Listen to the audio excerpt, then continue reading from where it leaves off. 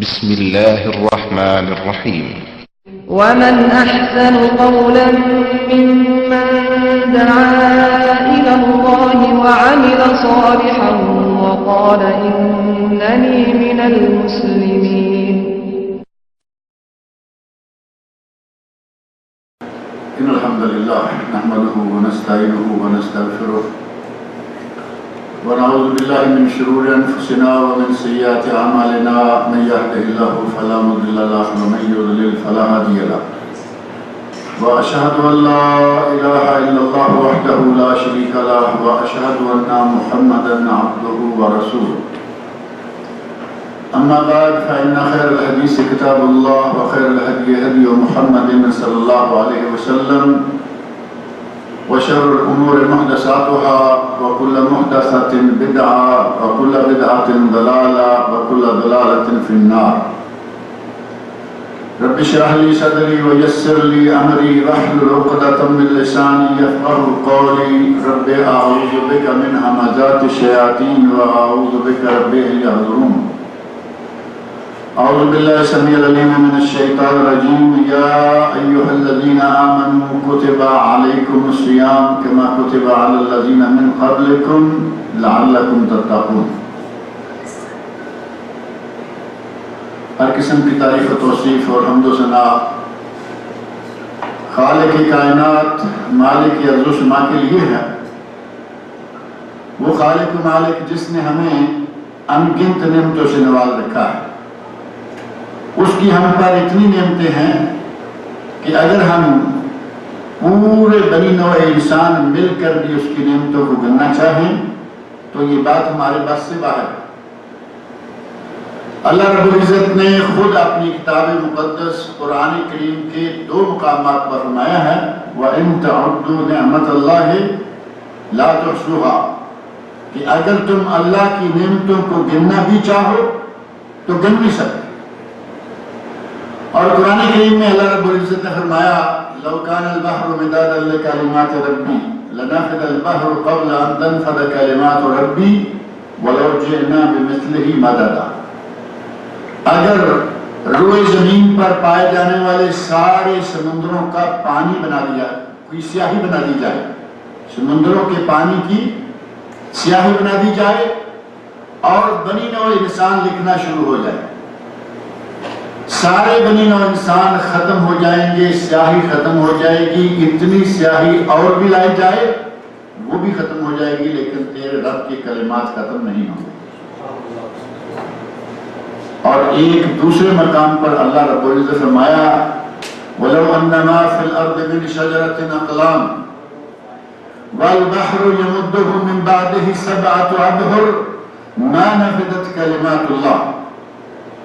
روئے زمین پر جتنے درخت ہیں ان سب کی قلمیں بنائی جائیں. وَالْبَحْرُ يَمُدُّهُ مِنْ بَعْدِهِ سَبْعَةَ أَبْحُرٍ ان سمندروں کی سیاہی کو 7 گنا کیا جائے ما نفدت کلمات اللہ, اللہ کی کلمات پھر بھی ختم نہیں ہوں گے. اس ذات کریم کی کس کس نعمت کا شکر کیا جائے, اس نے ہمیں مسلمان بنایا. اللہ رب العزت کی کتنی بڑی نعمت ہے کہ ہم مسلمان ہیں. اگر مسلمان نہ ہوتے تو آج کوئی کسی مندر میں گھنٹیاں بجا رہا ہوتا, کوئی کسی چرچ میں گرجے میں جا رہا ہوتا. اللہ رب العزت نے ہم پر یہ احسان فرمایا کہ ہمیں لا الہ الا اللہ محمد رسول اللہ پڑھنے والے مسلمان بنایا ہے. نہ مندر, نہ گرجا, نہ کوئی اور عبادت خانہ. ہمیں اللہ رب العزت نے اپنے گھروں میں آنے کا حکم دیا ہے, ہمیں مسلمان بنایا اور ہمیں دین اسلام کی دولت سے نوازا. وہ دین اسلام جو تمام ادیان سے اعلیٰ کامل اور مکمل دین ہے, جیسا کہ سورۃ المائدہ آیت نمبر 3 اللہ رب العزت نے اس بات کا اعلان آسمان سے خود فرمایا الیوم اکملت لکم دینکم واتممت علیکم نعمتی ورضیت لکم الاسلام دینا. اے لوگوں, آج میں نے تمہارے لیے تمہارا دین مکمل کر دیا ہے, تم پر اپنی نعمت کا اتمام کر دیا ہے اور تمہارے لیے دین اسلام کو پسند کر لیا ہے۔ یہ دین اسلام ہمارے لیے اللہ کا پسندیدہ دین ہے، کامل و مکمل دین۔ پہلے جتنے بھی ادیان گزرے ہیں، ادیان سماویہ ہوں، ادیان باطلہ کو تو چھوڑ ہی دیجیے، ادیان سماویہ ان میں سے بھی کسی دین کے بارے میں یہ شہادت نہیں ہے کہ یہ کامل و مکمل دین ہے۔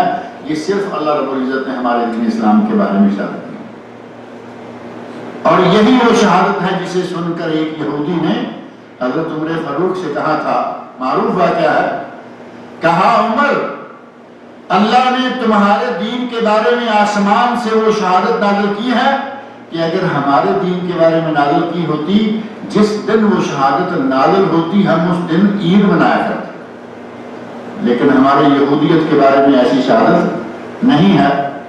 حضرت عمر فاروق نے فرمایا، تمہیں کیا معلوم ہے کہ جس دن ہمارے لیے اللہ نے یہ آیت نازل فرمائی تھی، اس دن ہماری ایک نہیں ہماری دو عیدیں تھی۔ اس دن جمعہ تھا اور دوسری عید یوم عرفہ تھا۔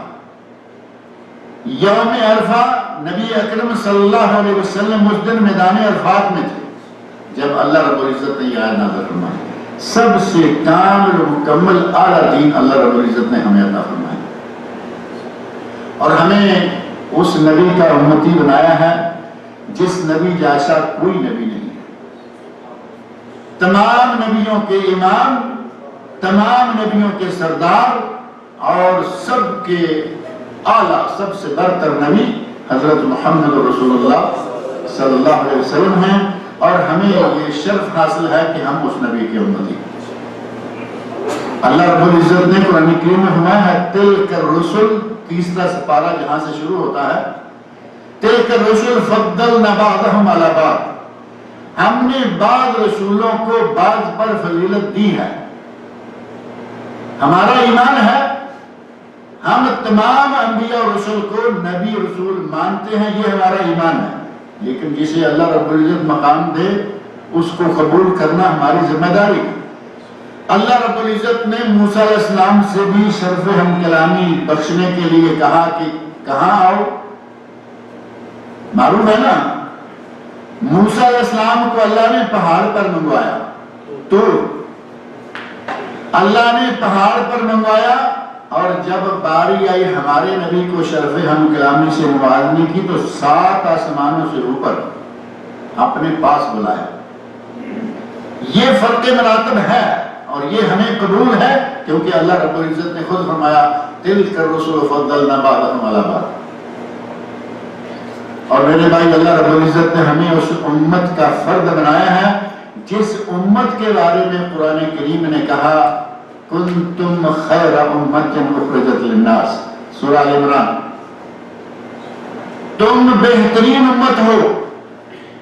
یہ شرف نہ عیسائیوں کو، نہ یہودیوں کو، نہ پہلے کسی نبی کی امت کو، یہ شرف اللہ رب العزت نے مجھے، آپ کو، مسلمانوں کو عطا کیا ہے۔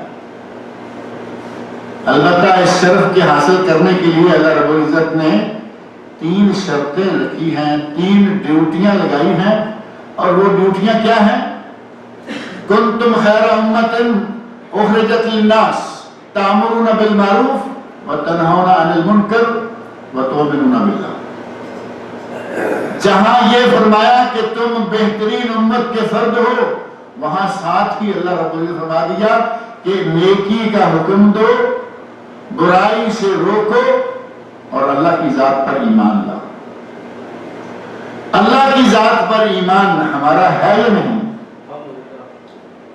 ہمارا سب کا اللہ کی ذات پر ایمان ہے۔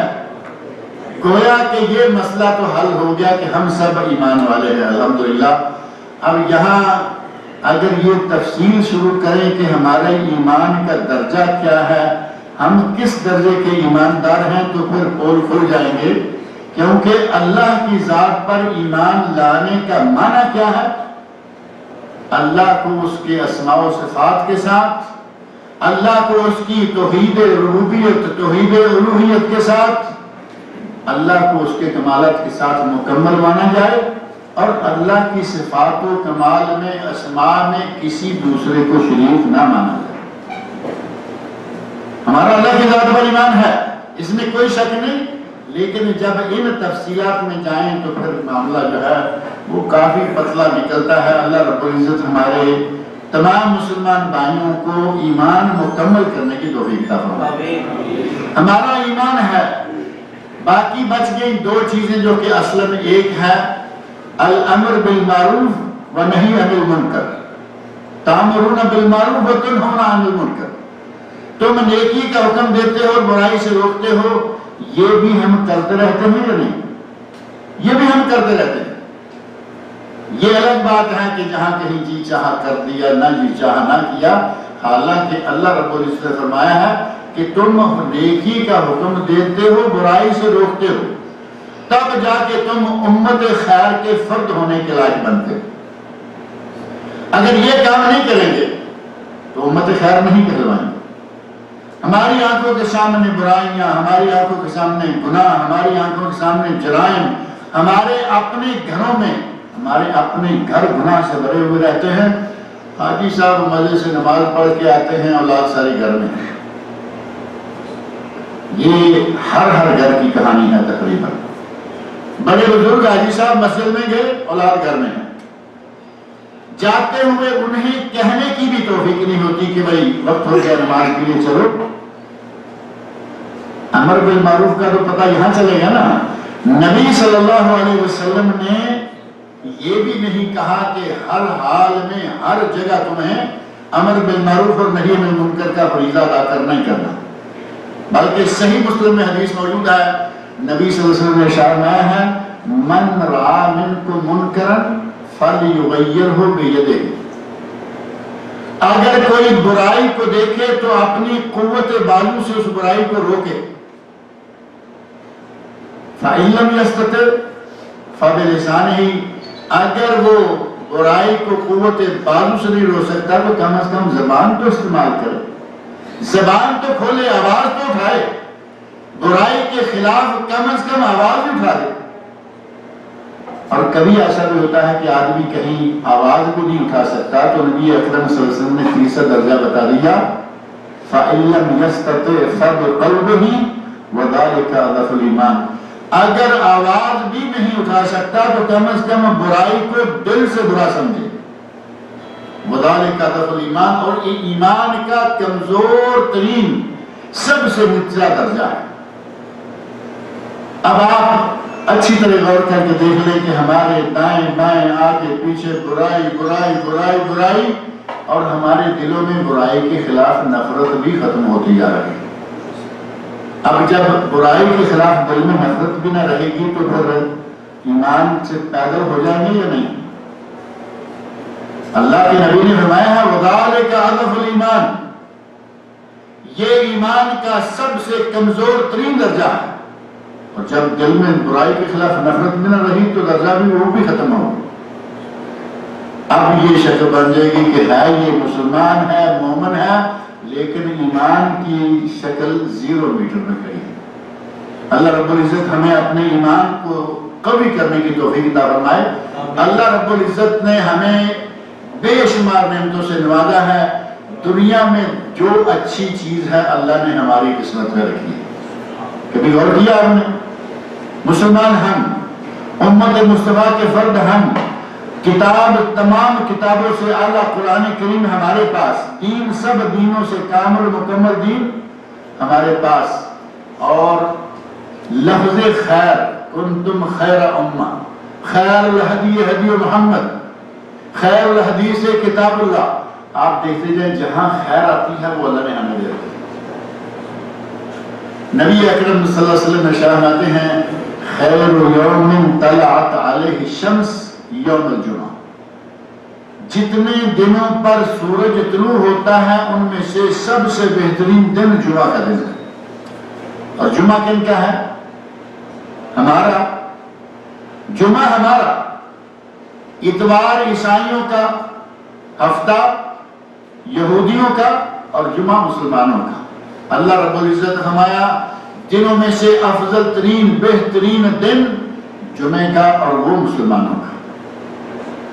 اور اللہ رب العزت نے یہودیوں سے جو مطالبہ کیا تھا، ہم سے وہ مطالبہ بھی نہیں، یہودیوں سے مطالبہ تھا کہ ہفتے کے دن وہ شکار نہیں کریں گے، کوئی کام نہیں کریں گے، ہفتے کا پورا دن عبادت کے ساتھ خاص کریں گے۔ سورہ بقرہ کے شروع میں واقعہ موجود ہے نا، اصحاب السبت، ان کا نام ہی اصحاب السبت رکھا گیا۔ ہفتے کے دن کوئی کام نہیں کریں گے، انہوں نے کوئی نہ کوئی چکر چلایا، ہفتے کے دن جال پھینک کے آگے، اتوار کو مچھلیاں پکڑ کے لے آئے، گویا کہ اللہ کے ساتھ بھی چیٹنگ کا معاملہ کرنا چاہا۔ تو اللہ رب العزت نے کیا فرمایا؟ کونوا قردۃ خاسئین، بدترین بندروں کی شکل میں اللہ رب العزت نے انہیں مسخ کر دیا، اور وہ پورا دن انہیں کام کرنے کی اجازت نہیں۔ اللہ رب العزت نے ہم پہ یہ انعام بھی فرمایا کہ تھوڑا سا وقت جمعے کے لیے فرمایا وَإِذَا نُودِيَ لِلصَّلَاةِ مِن يَوْمِ الْجُمْعَةِ فَاسْعَوْا إِلَىٰ ذِكْرِ اللَّهِ وَذَرُوا الْبَيْعَ ذَلِكُمْ خَيْرٌ لَكُمْ إِن كُنتُمْ تَعْلَمُونَ۔ اگر تم جانتے ہو تو جمعے کی اذان کے بعد کام کاج چھوڑ دو اور مسجدوں میں آ جاؤ۔ فَاسْعَوْا إِلَىٰ ذِكْرِ اللَّهِ، کام کاج چھوڑو اور اب جلدی کرو اللہ کے ذکر، جمعہ پڑھنے کے لیے آ جاؤ۔ اور پھر یہ نہیں فرمایا کہ جمعے کے لیے مسجد میں آگے ہو تو شام تک رک جاؤ۔ فَإِذَا قُضِيَتِ الصَّلَاةُ فَانتَشِرُوا فِي الْأَرْضِ وَابْتَغُوا مِن فَضْلِ اللَّهِ، جب نماز ہو جائے فَانتَشِرُوا فِي الْأَرْضِ، زمین میں پھیل جاؤ اور اللہ کا رزق تلاش کرو۔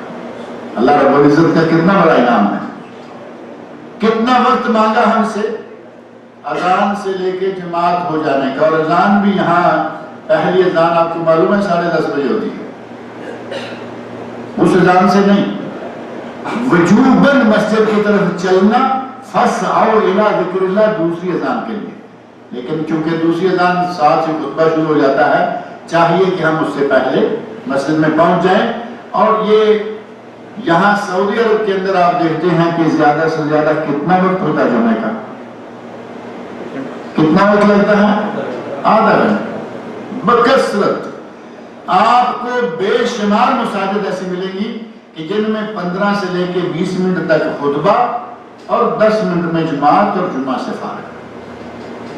یہ ہمارے پاکستان انڈیا کا ماحول نہیں ہے کہ 1.5 2 2.5 گھنٹے خطبہ کرام بولتے رہتے ہیں، یہاں آدھا گھنٹہ بس۔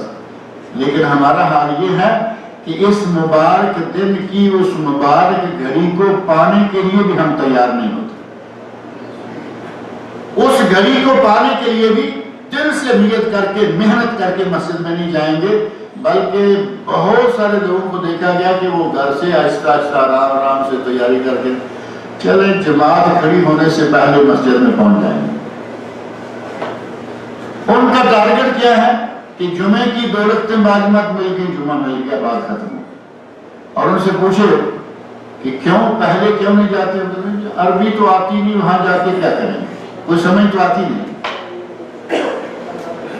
پہلا قصور یہ ہے کہ عربی بھی سمجھ میں نہیں آتی، یہ ہمارا قصور ہے یا نہیں؟ آپ ذرا تھوڑا سا اپنے گریبان میں جان کے دیکھیں، جو آدمی سپر مارکیٹ میں کام کرتا ہے اس کو لاکھوں چیزوں کے نام یاد ہیں عربی میں۔ ہو سکتا ہے کہ عام لوگوں کو، حتیٰ کہ عربوں کو ساری چیزوں کے عربی نام یاد نہ ہو جتنے ہمارے سپر مارکیٹ میں کام کرنے والے کو یاد۔ جو آدمی جو کام کرتا ہے اپنی ضرورت کے مطابق وہ عربی سیکھتا ہے، لیکن یہ اسلام تو چونکہ کسی کام کی چیز نہیں ہے نا، اسلام اس کی تو ہمیں کوئی مجبوری نہیں ہوتی۔ مسجد میں امام کہے اتقوا اللہ، ہمیں نہیں پتا کہ یہ اتقوا اللہ کیا ہے، کیونکہ ہم نے کبھی توجہ نہیں دی۔ پہلی غلطی یہ کہ عربی نہیں آتی، اور دوسری غلطی ہم یہ کرتے ہیں کہ آخر میں جاتے ہیں کہ عربی کی سمجھ تو آتی نہیں، پہلے جا کے کیا کریں۔ کیا یہ طریقہ کار صحیح ہے؟ کم از کم ثواب حاصل کرنے کے لیے، اجر کے لیے مسجد میں تو پہنچے۔ ساری رات تاش کھیلنے میں، ساری رات کارنش پر گھومنے میں، اچھا ہے میرے خیال ہے آپ کے پاس کارنش نہیں ہے، نیریا سے سمندر دور ہے نا، جو سمندر کے کنارے پر رہنے والے ہیں ساری رات کارنش پہ گھوم رہے ہیں، فجر سے تھوڑا پہلے جا کے سو گئے، فجر بھی گئی، جماعت گئی یا فجر بھی گئی، اور صبح جمعے کے لیے بڑی مشکل سے باغ دوڑ کے 2 رکعتیں پاتے ہیں۔ ہم نے اس خیر بہترین دن سے کیا حاصل کیا؟ الٹا گناہ کمایا۔ اللہ رب العزت نے ہمارے لیے یہ بہترین دن مقرر کیا، ہم نے اس دن کو بھی ضائع کر دیا۔ اللہ رب العزت کی ہم پر بے شمار نعمتیں ہیں، اور اس کی ان بے شمار نعمتوں میں سے ایک نعمت یہ بھی ہے کہ اللہ نے ہمیں اگرچہ عمر تھوڑی دی ہے، لیکن ہمیں اعمال ایسے بتائے ہیں کچھ تھوڑی عمر میں کچھ کر لیں تو لمبی عمر والے لوگوں سے بھی ہم آگے بڑھ سکتے ہیں۔ پہلے لوگوں کی عمریں 1000 سال، کسی کی 900 سال، کسی کی اس سے بھی کم و بیش۔ حضرت نوح علیہ السلام کا قرآن کریم میں ذکر آیا ہے کہ انہوں نے 950 سال، 950 سال انہوں نے واز کیا۔ جب واز 950 سال کیا تو اس کا مطلب یہ ہے کہ 1000 سال یا اس سے بھی زیادہ عمر تھی۔ اور ہماری عمریں امت اسلامیہ میں سے آپ دیکھیں گے کبھی کہیں سننے میں نہیں آیا کہ کوئی 1000 سال کا ہوا۔ نبی اکرم صلی اللہ علیہ وسلم فرمائے ہیں اعمار امتی بین 60 و 70، میری امت کے لوگوں کی عمریں 60 اور 70 کے درمیان۔ اور آپ جائزہ لے کے دیکھ لیں اپنے رشتہ داروں میں، دوست احباب میں، دائیں بائیں، گرد و پیش پورے حلقہ میں دیکھیں، کہیں ہمیں ایسا آدمی نظر آتا ہے بائی چانس جو 100 کے قریب گیا ہو، نہیں تو 60 70 جا رہے۔ کبھی کبھی کوئی آدمی ملتا ہے، پتہ چلتا ہے کہ یہ 110 سال کا ہے، 105 سال کا ہے، اور جب وہ فوت ہوتا ہے تو اخباروں میں باقاعدہ خبر آتی ہے اتنی لمبی پاکی آدمی فوت ہوا۔ وہ اخباروں میں آنے کی وجہ کیا ہے کہ اتنی لمبی عمر والا ہوتا کوئی نہیں، اسے 100 سال یا اس سے زیادہ عمر ملی تو وہ باقاعدہ اخباروں کی سرخی بن گیا۔ ورنہ نبی اکرم صلی اللہ علیہ وسلم کے ارشاد برحق ہے، آپ نے فرمایا 60 اور 70 کے درمیان، اور خود نبی صلی اللہ علیہ وسلم کی عمر مبارک کتنی تھی؟ 60 اور 70 کے درمیان ہوئی نا۔ 63 سال کی عمر پا کر نبی اکرم صلی اللہ علیہ وسلم پوری مخلوق میں سے اللہ کو سب سے پیاری شخصیت فوت ہو، اور مرنا تو ظاہر سب کو ہے ہی، کوئی دنیا میں ایسا نہیں ہے، اللہ کی ذات کے سوا کسی کو دعا نہیں۔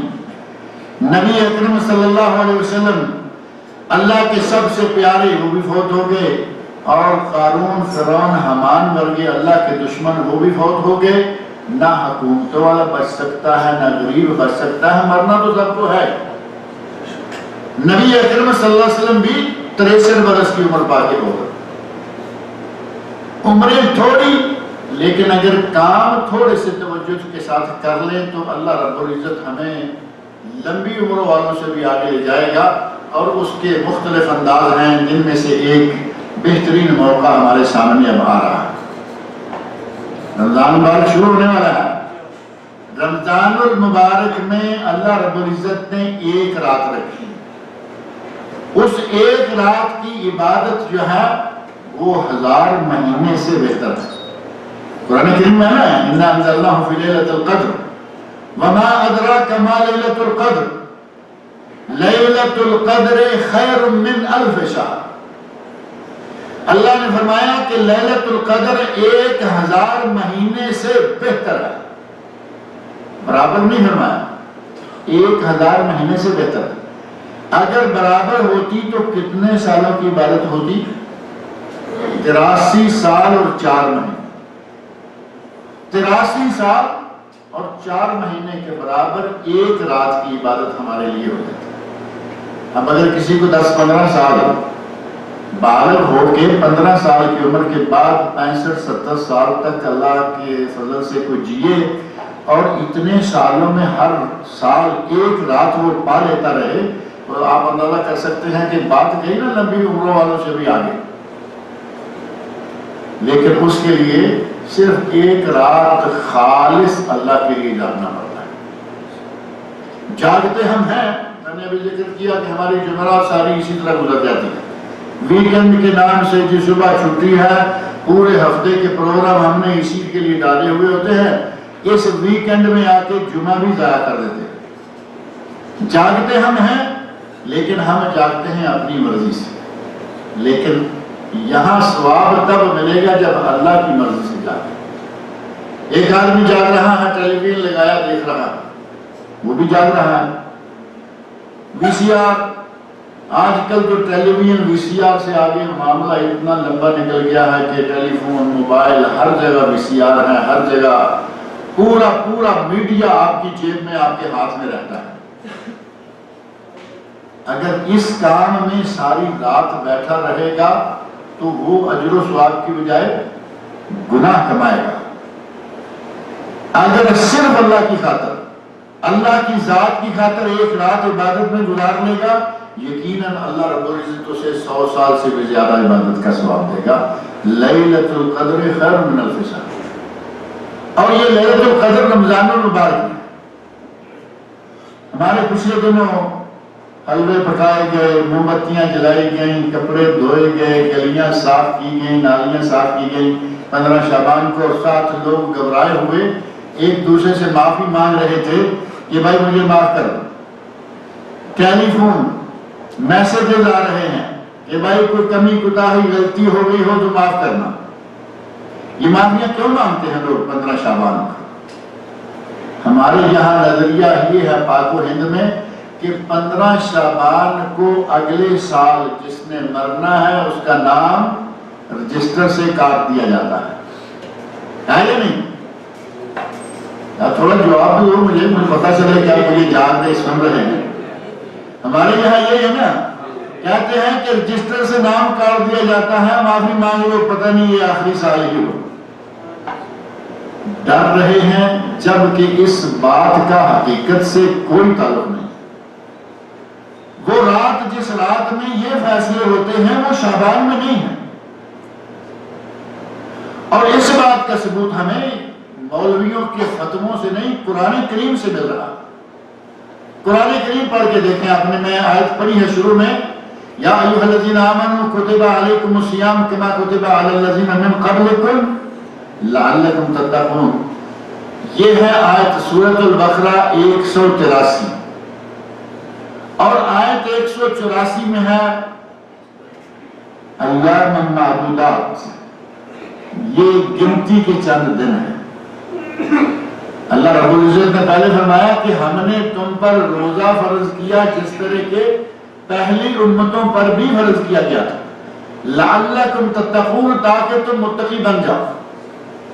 یہ روزے سے تقوی کیسے حاصل ہوگا اور تقوی ہے کیا، یہ بات انشاءاللہ کرتے ہیں، لیکن پہلے یہ کہ یہ رات جو ہمیں ڈرا دیا گیا ہے کہ 15 شعبان کی رات نام کٹتے ہیں، یہ ہوتا وہ ہوتا، وہ طے کر لیں کہ نام کب کٹتے ہیں۔ آیت نمبر 185 سورہ بقرہ، اللہ نے فرمایا شہر رمضان الذی انزل فیہ القرآن ھدی للناس وبینات من الھدی والفرقان فمن شہد منکم الشہر فلیصمہ۔ شہر رمضان، ماہ رمضان وہ مہینہ ہے الذی انزل فیہ القرآن، جس میں کہ قرآن نازل کیا گیا۔ آگے قرآن کریم کی تعریف کی، ھدی للناس وبینات من الھدی والفرقان، اور آگے فرمایا فمن شاہد منکم الشہر فلیصمہ، جو شخص رمضان کا مہینہ پائے وہ روزہ رکھے۔ یہاں اللہ رب العزت فرمایا کہ قرآن کو ہم نے کس مہینے میں نازل کیا؟ رمضان میں۔ اور کس رات میں قرآن نازل کیا گیا؟ لیلۃ القدر میں، 30ویں سپارے میں۔ اور لیلۃ القدر قدر والی رات ہے، لیکن اس رات میں کچھ اور بھی کام ہوتے ہیں، اور وہ ہیں اللہ رب العزت کے حکیمانہ فیصلے، جن کو ہم نے 15 شعبان کے ساتھ لگایا ہے۔ ان حکیمانہ فیصلوں والی رات شعبان میں نہیں، بلکہ سورہ دخان پڑھ کے دیکھیں، آیت 3، 4 اور 5 بالکل شروع میں اللہ رب العزت نے فرمایا اِنَّا أَنزَلْنَاهُ فِي لَيْلَةٍ مُبَارَكَةٍ إِنَّا كُنَّا مُنذِرِينَ۔ ہم نے اس قرآن کو برکتوں والی رات میں نازل کیا، ہم لوگوں کو متنبہ کرنا چاہتے تھے۔ فیہا یفرق کل امر حکیم، اس رات میں اللہ حکیمانہ فیصلے صادر فرماتا ہے۔ وہ جو لفظ ہمارے لیے مشہور ہے نا کہ فیصلے ہوتے ہیں، یہ دیکھیں سورہ دخان میں اللہ نے کس رات فیصلے کیا ذکر کیا ہے، فیہا یفرق کل امر حکیم امرا من عندنا، ہمارے حکم سے اس رات میں حکیمانہ فیصلے صادر ہوتے ہیں۔ اب یہ حکیمانہ فیصلوں والی رات کون سی ثابت ہوئی؟ رمضان المبارک کی، جس میں کہ قرآن نازل ہو۔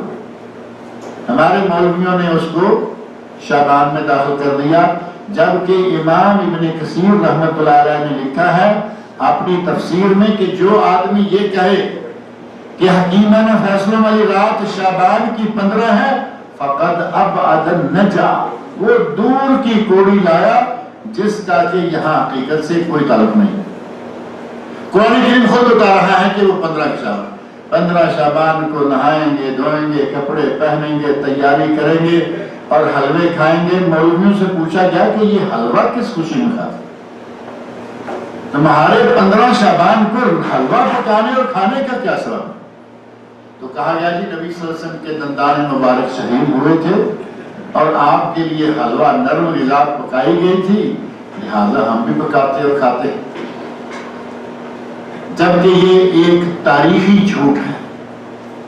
نبی اکرم صلی اللہ علیہ وسلم کے دندان مبارک واقع شہید ہوئے تھے، یہ صحیح ہے یا نہیں؟ کب شہید ہوئے؟ غزوہ احد میں۔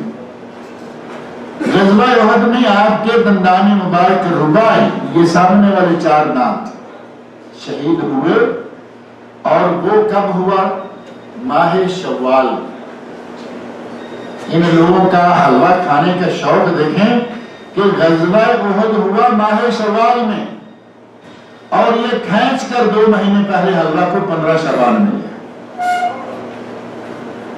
اللہ رب العزت نے وہ فیصلوں والی رات ہمارے لیے بڑی قدر والی رات بنائی ہے، اور وہ رمضان قریب آ گیا، سر پہ آ گیا۔ اب تو الحمدللہ اللہ رب العزت ہم سب کو یہ توفیق عطا فرمائے کہ رمضان میں جائیں اور رمضان کے روزے رکھیں۔ اب تو 2-1 دنوں کی بات رہ گئی۔ اللہ رب العزت نے ہمیں اس طرح کے بہت سارے مواقع سے نوازا ہے۔ فرمایا کہ ہم نے اس رمضان کے روزے کو تمہارے اوپر فرض کیا جس طرح کے پہلی امتوں پر بھی فرض کیا، اور پہلی امتوں پر بھی روزہ فرض رہا، تم پر بھی فرض ہے۔ کوئی ایسا نہیں ہے کہ تمہیں یہ مصیبت ڈال دی گئی ہے، یہ عبادت ہے اور پہلی امتیں بھی سر انجام دیتی رہیں۔ اور اس عبادت کا اللہ رب العزت نے فلسفہ یا اس عبادت کا فائدہ بیان کرتے ہوئے 2 لفظوں میں فرمایا لعلکم تتقون، تاکہ تم متقی بن جاؤ۔ اب رمضان المبارک کی آمد سے پہلے ہمیں یہ طے کرنا ہوگا کہ ہم نے رمضان کے فلسفہ، رمضان کی حکمت یا رمضان کا جو رزلٹ ہے وہ حاصل کرنا ہے۔ اور رمضان کے روزے کا رزلٹ اللہ نے فرمایا تقوی، تاکہ تم تقوی والے، تاکہ تم پرہیزگار بن جاؤ۔ ہمارا سب کا ارادہ ہونا چاہیے یا نہیں؟ اللہ رب العزت چاہ رہا ہے کہ میں نے یہ عبادت اس لیے فرض کی تاکہ تم متقی بن جاؤ۔ سارے دل سے ارادہ کرے کہ یا اللہ اس مہینے میں ہم ہر وہ کام کریں گے جس سے متقی بن جائیں۔ ارادہ ہے یا نہیں؟ اور تقوی ہے کیا؟ ہر آدمی کو یہ ٹارگٹ بنانا چاہیے کہ ہم اس سال انشاءاللہ ماہ رمضان میں تقوی کے اعلیٰ درجے کو پانے کی کوشش کریں گے، پھر اللہ رب العزت مدد بھی کرے گا۔ اور اس تقوی کو، جس تقوی کے بارے میں حضرت ابو ہریرہ رضی اللہ عنہ، امام شوکانی رحمۃ اللہ علیہ نے اپنی تفسیر فتح القدیر اس میں ذکر کیا ہے کہ حضرت ابو ہریرہ رضی اللہ عنہ سے پوچھا گیا، کسی آدمی نے کہا کہ تقوی کیا ہے؟ اور بعض روایات سے پتہ چلتا ہے کہ حضرت عمر فاروق نے پوچھا یہ تقوی کیا ہے؟ تو حضرت ابو ہریرہ رضی اللہ عنہ کہتے ہیں کہ امیر المومنین، کبھی جھاڑیوں والے، کانٹے دار جھاڑیوں والے راستے سے گزرے ہو؟ کئی مرتبہ کانٹے دار جھاڑیوں والے راستوں سے نکلنے کا موقع ملتا ہی رہتا ہے۔ کہا کس طرح نکلتے ہیں؟ بس ایسے کپڑوں کو لپیٹ سمیٹ کے درمیان سے نکل جاتا ہے۔ حضرت ابو ہریرہ کہتے ہیں امیر المومنین اسی طرح گناہوں سے بری ہوئی، گناہوں کے کانٹوں سے بری ہوئی دنیا میں سے اپنے دامن کو بچاتے ہوئے گزر جانے کا نام ہی تقویٰ۔ کتنا آسان سا معاملہ ہے کہ جس طرح کانٹوں سے اپنے کپڑے کو بچاتے ہوئے نکل جاتے ہیں، ایسے اپنے آپ کو گناہوں سے بچاتے ہوئے نکل جائیں، متقی ہو گئے۔ یعنی گناہ چھوڑ دیں تو متقی ہو گئے۔ مشکل ہے یہ کوئی مشکل نہیں ہے، گناہوں کو چھوڑ دیں انشاءاللہ متقی ہو جائیں گے۔ اور ایک تعریف تقوی کی حضرت علی رضی اللہ عنہ نے بیان کی ہے، جو کہ ان سے بھی زیادہ، ان کلمات سے بھی زیادہ معروف ہے۔ حضرت علی رضی اللہ عنہ سے پوچھا گیا کہ تقوی کیا ہے، تو انہوں نے فرمایا الخوف من الجلیل، تقوی یہ ہے کہ رب جلیل کا خوف دل میں جاگزی ہو جائے، دل میں اللہ کا خوف آ جائے۔ الخوف من الجلیل والعمل بالتنزیل، اللہ کی شریعت، اللہ کی نازل کردہ شریعت پر عمل کیا جائے۔ والاکتفاء والقناعۃ بالقلیل، تھوڑے پر قناعت کی جائے۔ والاستعداد لیوم الرحیل، اور جب اس دنیا سے روانہ ہونا ہے اس دن کے لیے تیاری کی جائے۔ چار چیزیں، پہلی الخوف من الجلیل، اللہ کا خوف۔ ہم سب کے دل میں اللہ کا خوف ہے یا نہیں؟ کبھی شیطان غلبہ کر جاتا ہے لیکن ہمارے دلوں میں الحمدللہ اللہ کا خوف ہے۔ آدمی جب بھی گناہ کرنے لگتا ہے، اگرچہ شیطان کے بہکاوے میں آ کے کر گزرتا ہے، لیکن کوئی بھی شخص اپنے دل پہ ہاتھ رکھ کے اب کہے کہ وہ گناہ کرتے ہوئے ڈرتا نہیں، کوئی ایسا نہیں ہوگا۔ نبی صلی اللہ علیہ وسلم نے گناہ کا تعارف ہی ان لفظوں سے کرایا۔ آپ فرماتے ہیں ما حاک فی نفسک، گناہ وہ ہے جو تمہارے دل میں کھٹک جائے، گناہ کرتے ہوئے دل میں ایک کسک پیدا ہو جائے۔ وَتَخَافُ أَن يَطَّلِعَ عَلَيْهِ النَّاسُ، اور تمہیں یہ ڈر آئے کہ کہیں میرا یہ فعل لوگ نہ دیکھ لیں۔ جب یہ بات آ جائے تو سمجھے کہ وہ کام گناہ ہے۔ نبی صلی اللہ علیہ وسلم نے گناہ کا تعارف بڑے آسان لفظوں میں کروا دیا کہ اگر کوئی کام کرتے ہوئے دل میں کھٹکا پیدا ہو جائے تو سمجھ لو کہ یہ گناہ ہے، اس کو چھوڑو، یہ ہے گناہ۔ اور اگر اس کو ترک کر دیں تو یہ اللہ رب العزت کے خوف کی نشانی ہے۔ الخوف من الجلیل والعمل بالتنزیل، ہماری زندگی میں ہمارا عمل کیا ہونا چاہیے؟ کتاب اللہ اور سنت رسول کے مطابق۔ بعض لوگ اس غلط فہمی میں مبتلا رہتے ہیں کہ شاید العمل بالتنزیل کا معنی صرف قرآن ہے۔ قرآن بھی اللہ رب العزت کا نازل کرتا ہے، اور نبی صلی اللہ علیہ وسلم کی احادیث وہ کہاں سے آئی ہیں؟ وہ بھی اللہ رب العزت کی طرف سے۔ قرآن کریم میں سورۃ النجم کھول کر دیکھیں، اللہ رب العزت نے ارشاد فرمایا ہے وَمَا يَنطِقُ عَنِ الْهَوَىٰ إِنْ هُوَ إِلَّا وَحْيٌ يُوحَىٰ، میرا نبی اپنی مرضی سے بولتا ہی نہیں، إِنْ هُوَ إِلَّا وَحْيٌ يُوحَىٰ، جو بات وہ زبان سے کرتا ہے وہ ہم نے اسے وحی کی ہوتی ہے، ہم وحی کرتے ہیں تو وہ آگے بیان کر دیتا ہے۔ تو اس کا معنی یہ ہوا کہ حدیث بھی وحی اور قرآن کریم بھی وحی۔ فرق یہ ہے کہ قرآن کریم کی تلاوت ہوتی ہے، حدیث کی تلاوت نہیں ہوتی۔ قرآن کریم کو وحی جلی کہا جاتا ہے، حدیث کو وحی خفی۔ قرآن کریم وحی مطلوب اور حدیث وحی غیر مطلوب ہے، دونوں وحی۔ الخوف من الجلیل والعمل بالتنزیل، قرآن اور سنت دونوں پر عمل کیا جائے، آدمی متقی ہو جائے گا۔ اور تیسری چیز ہے والقناعۃ بالقلیل، تھوڑے پر قناعت کرے، تھوڑے پر اکتفا کرے، کفایت سے عام سے کام لے۔ اور آپ اندازہ کر سکتے ہیں کہ آج مسلمان کا ایمان اس سلسلہ میں کتنا کمزور ہو چکا ہے۔ ہمارے پاس گھر میں پیسہ ہوتا ہے، ہمارے بینک اکاؤنٹ میں پیسہ ہوتا ہے، ہمارے یہاں پاس پیسہ ہے، ہمارے پاکستان میں ہمارے اپنے اکاؤنٹس میں پیسہ ہوتا ہے، ساری جگہ جگہ پیسہ موجود ہے، اور گھر میں اچھا بلا سال 2 سال 10 سال کا خرچہ موجود ہے، پھر بھی مسلمان گھبرایا ہوا نظر آ رہا ہے۔ کہیں گے کہ پتہ نہیں اس سال یہ ہماری کمپنی ایگریمنٹ رینیو کرے گی یا نہیں کرے گی، ہے یا نہیں ہوا ہے مسلمانوں کا یاد؟ ابھی ایگریمنٹ میں بھی 4-6 مہینے باقی ہے، پتہ نہیں کمپنی کو پروجیکٹ ملے گا یا نہیں، پتہ نہیں کہ ایگریمنٹ ریویو ہوگا یا نہیں۔ اللہ کے بندے گھر میں پیسے، بینک میں پیسے، ملک میں پیسے، جیب میں پیسے، جگہ جگہ پیسہ ہے، اور تم اتنے پریشان پھر رہے ہو۔ صحابہ کرام رضی اللہ عنہ کی زندگی کا اندازہ کر کے لے، شام کا کھانا کھایا، صبح کا کھانا ہے، رات کا کھانا کھایا، صبح کے لیے کوئی چیز کھانے کے لیے نہیں۔ اللہ کی ذات پر ایمان ہے کہ اللہ دے گا، اور اللہ دیتا رہا، اللہ ان کو دیتا رہا یا نہیں؟ ان لوگوں نے تھوڑا کھا کر دنیا میں اسلام کا اتنا کام کیا کہ ہم کبھی 24 گھنٹے بھی کھاتے رہیں تو اتنا کام نہیں کر سکتے۔ کیا فائدہ ہوا اتنا کھانے اور اتنا جمع کرنے کا جب کچھ کرنے کے لائق نہ رہے؟ تھوڑا کمایا، تھوڑا کھایا، لیکن اللہ کے اسلام کا، اللہ کے دین کا پرچم دنیا بھر میں لہرا دیا۔ اور تو اور نبی اکرم صلی اللہ علیہ وسلم ساری دنیا کے امام، سارے انبیاء کے امام، دنیا میں امام، آخرت میں امام۔ اگر میں وہ واقعہ ذکر کروں تو بات لمبی ہو جائے گی۔ دنیا میں تمام نبیوں کو نبی اکرم صلی اللہ علیہ وسلم نے مسجد اقصیٰ میں جماعت کروائی۔ مسلم احمد میں صحیح سند سے حدیث موجود ہے، یہ معراج کے واقعہ میں۔ محشر کے میدان میں بھی اللہ رب العزت امامت عطا کرے گا۔ نبی اکرم صلی اللہ علیہ وسلم کو محشر کے میدان میں بھی امامت ملے گی، دنیا میں بھی اللہ نے امامت دیے رکھی۔ اور گھر کا عالم کیا ہے؟ مہمان آ گیا،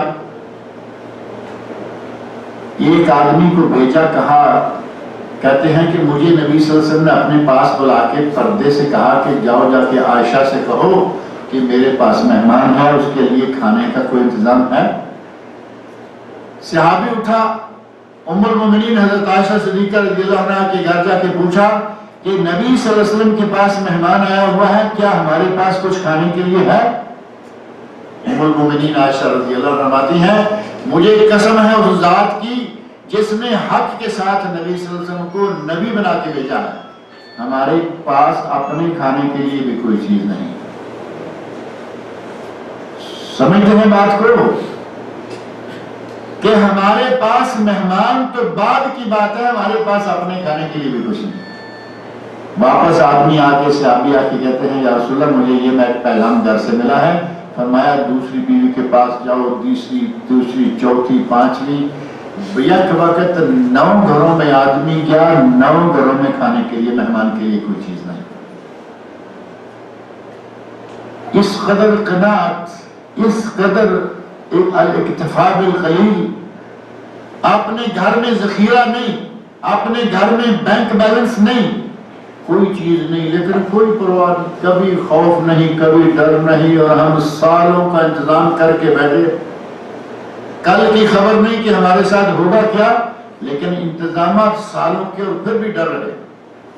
نبی اکرم صلی اللہ علیہ وسلم نے فرمایا ہے اگر پرندے جتنا بھی ہمارے پاس ایمان آ جائے، اگر تم صرف پرندے جتنی قناعت بھی سیکھ جاؤ تو بھوکے نہ مرو گے۔ صبح دیکھو وہ خالی پیٹ گھونسلے سے اڑتا ہے، شام کو پیٹ بھر کے اپنے گھونسلے میں آئے۔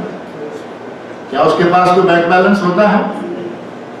اس کے چھوٹے سے گھونسلے میں کوئی سٹور ہے؟ کوئی چیز نہیں۔ فرمایا اتنا بھی اگر تمہارا توکل ہو جائے اللہ کی ذات پر تو کبھی بھوکے نہ مرو۔ لیکن ہمارے یہاں یہ معاملہ، مسلمان کا ایمان بہت کمزور ہوتا جا رہا ہے۔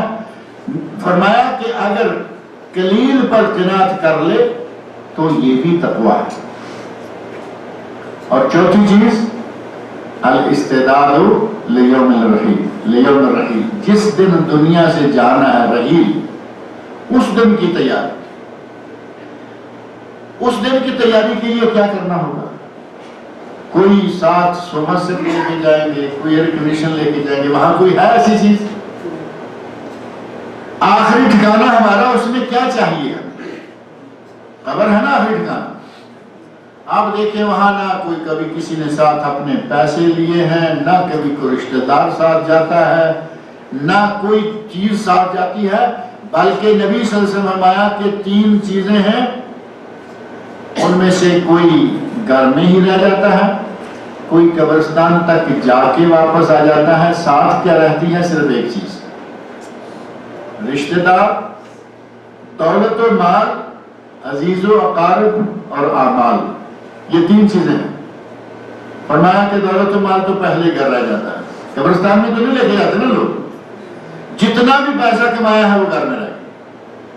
تھوڑا بہت جیبوں میں اگر کوئی بچوں کے ہے بھی تو قبرستان تک گئے، دفن کرنے کے بعد آج تک کبھی کسی نے سنا ہو کہ یہ اپنی بیوی سے بہت پیار کرتا تھا، بیوی فوت ہو گئی تو یہ بھی قبر میں دفن ہو گیا؟ کبھی سنا ہے؟ کوئی بیوی اپنے شوہر سے ٹوٹ کر محبت کرتی ہو، کبھی کو سنا ہے کہ بیوی اپنے شوہر کے ساتھ دفن ہوئی واپس آ جاتی؟ مال گھر میں اور اہل و عیال بھی واپس گھر میں، اور وہاں کیا رہ گیا؟ اعمال۔ صرف وہاں اعمال ہیں جو کام آئیں گے، اور اسی دن کی تیاری کے لیے کہا گیا والاستعداد لیوم الرحیل۔ اگر یہ 4 کام کر لیں تو سمجھ لیں کہ آپ متقی ہو گئے، تقویٰ آ جائے گا۔ اور رمضان المبارک تقویٰ کے حصول کا بہترین موقع ہے۔ باقی مہینے تو اللہ کے ہیں، لیکن ہمارے شیڈول، ہمارے چلنے پھرنے اٹھنے بیٹھنے کے جتنے بھی پروگرام ہیں، ان سب میں سے بہترین مہینہ ہمارے لیے ہے رمضان المبارک۔ یہ الگ بات ہے کہ کچھ مسلمانوں کو تو خوشی ہے کہ رمضان قریب آ رہا ہے، اور کچھ مسلمانوں کے دل میں ایسے بھی ہو رہا ہے یہ بھی مسلمان کچھ کہ وہ رمضان آ گیا، گرمی بھی بڑی ہے، روزے رکھنے ہوں گے، کام بھی ہے۔ مسلمان کے دل میں یہ ایمان کی کمزوری کا نتیجہ ہے، ورنہ سلف صالحین کے بارے میں آپ نے سنا ہوگا، سنتے رہتے ہوں گے، شیخ موجود ہیں، سلف صالحین کے بارے میں مروی ہے کہ وہ 4-6 مہینے دعائیں مانگتے رہتے کہ اے اللہ ہمیں رمضان تک پہنچا، کیونکہ انہیں رمضان المبارک کی قدر معلوم تھی، رمضان المبارک کی خیرات و برکات کو وہ جانتے تھے، وہ دعائیں مانگتے تھے کہ یا اللہ ہمیں رمضان تک پہنچا تاکہ ہم رمضان سے کچھ کما لیں، اور رمضان گزر جاتا تو پھر 4-6 مہینے یہ دعائیں مانگتے رہتے کہ یا اللہ ہم نے جو کچھ رمضان میں کیا ہے اسے اپنی ذات کے لیے قبول کر لیں۔ کہاں سلف صالحین اور کہاں ہمارا آج کا مسلمان، جیسے رمضان قریب آ رہا ہے جان پہ بنتی جا رہی ہے، حالانکہ رمضان کا استقبال خوش دلی سے کرے، ایمان کا مظاہرہ کرے، تیاری کرے کہ ہم نے اس رمضان سے انشاءاللہ پچھلے سالوں کی نسبت زیادہ فائدہ اٹھانا ہے۔ عہد کرتے ہیں یا نہیں؟ رمضان پہلے بہت گزرے ہیں، کچھ ہماری لاپرواہی میں گزر گئے، کچھ کسی طرح گزر گئے، کئی جہالت میں گزر گئے۔ اللہ رب العزت نے اب ہمیں موقع دے دیا ہے کہ پھر رمضان ہمارے سر پہ آ گیا ہے۔ پروگرام بنائیں کہ اس رمضان میں ہم نے خوب عبادت کرنی، اپنے شب روز عبادت میں گزارنے ہیں، اور شب روز عبادت میں کیسے گزر سکتے ہیں؟ اب ہم اللہ کے بندے ہیں یا نہیں؟ اور کیا ہم تھوڑے سے وقت کے لیے اللہ کے بندے ہیں یا 24 گھنٹے کے لیے اللہ کے بندے ہیں؟ 24 گھنٹے کے لیے۔ اس کا مطلب یہ ہوا کہ اگر 24 گھنٹے اللہ کے بندے ہیں تو 24 گھنٹے عبادت میں گزرنے چاہیے، اور وہ 24 گھنٹے عبادت میں گزر سکتے ہیں صرف ہمارے دل میں نیت صحیح ہونی چاہیے۔ اگر نیت صحیح ہے 24 گھنٹے ہی عبادت۔ ہم کھانا کھاتے ہوئے صرف یہ نیت رکھیں کہ یا اللہ ہم کھانا کھا رہے ہیں تاکہ ہمارا جسم جو ہے وہ طاقت رہے اور تیری عبادت کر سکے۔ کھانا کھانا بھی عبادت ہے۔ میری بات کو سمجھیں، وہ بیٹھ جائیں گے، شرم کو جگہ پر پتہ چل گیا۔ کھانا کھائیں اس نیت سے کہ ہمارے جسم میں طاقت ہوگی، ہم عبادت کے لیے قیام کر سکیں گے، بعد کے مسجد میں جائیں گے، نماز باجماعت پڑھیں گے۔ کھانا کھانا بھی عبادت۔ اور اگر کوئی اپنی بیوی سے جماع کرتا ہے تو وہ یہ نیت کرے کہ میں اپنے آپ کو، اپنے دامن کو گناہ سے بچانے کے لیے یہ کام کر رہا ہوں، تو یہ بھی عبادت ہے۔ اور نبی اکرم صلی اللہ علیہ وسلم کا ارشاد ہے کہ تمہارا اپنی بیوی سے جماع کرنا بھی صدقہ ہے۔ حدیث تو معروف ہے نا، شادی شدہ آدمی اپنی بیوی سے جماع کرے تو یہ بھی صدقہ ہے، ثواب ہے۔ صحابہ کرام نے فوری طور پر کہا یا رسول اللہ یہ آدمی اپنی تسکین کے لیے کرتا ہے، اس میں ثواب۔ تو فرمایا اگر یہ کام کہیں غلط جگہ پر کرے گا تو گناہ ہوگا یا نہیں؟ کہا کہ پھر تو گناہ ہوگا، فرمایا جب اس گناہ سے بچنے کے لیے اپنی بیوی سے کرے گا تو پھر ثواب بھی ہوگا۔ اللہ رب العزت نے ہمارے لیے دیکھیں 24 گھنٹے اپنے عبادت میں گزارنے ہیں تو صرف نیت صحیح کرنا، کام اپنا ہوگا، نیت خالص ہوگی، اللہ کی عبادت شمار ہوگی۔ ہمارا ہر قدم عبادت ہو سکتا ہے۔ کمائی کیجیے، اسلام وہ دین ہے کہ جس نے کمانے سے منع نہیں کیا۔ حضرت عثمان غنی رضی اللہ عنہ کا نام غنی کیوں مشہور ہے؟ دولت تھی نا، ان کے پاس دولت تھی، یہی وجہ ہے کہ ان کو عثمان غنی کہا جاتا ہے۔ ان کے والد کا نام غنی نہیں تھا، ان کے والد کا نام عثمان بن عفان ہے، لیکن مشہور ہے عثمان غنی کیونکہ بڑی دولت کے مالک تھے۔ نبی سے فرمایا کہ تمہاری دولت کیوں آئی، کہاں سے آئی؟ نہیں، مسلمان چاہے جتنی بھی دولت کمائے، لیکن اگر اس کی نیت یہ ہو کہ میرے پاس دولت زیادہ ہوگی، میں اللہ کی راہ میں زیادہ خرچ کروں گا، اس کا ہر پیسہ کمانا عبادت ہے۔ معاملہ کہاں آ کے رکتا ہے؟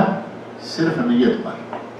اگر نیت صحیح ہے، ہماری 24 گھنٹے زندگی عبادت بن سکتی ہے، اور اسی کا نام ہے بندگی، اسی کا نام ہے بندگی، اور ہم ہیں اللہ کے بندے۔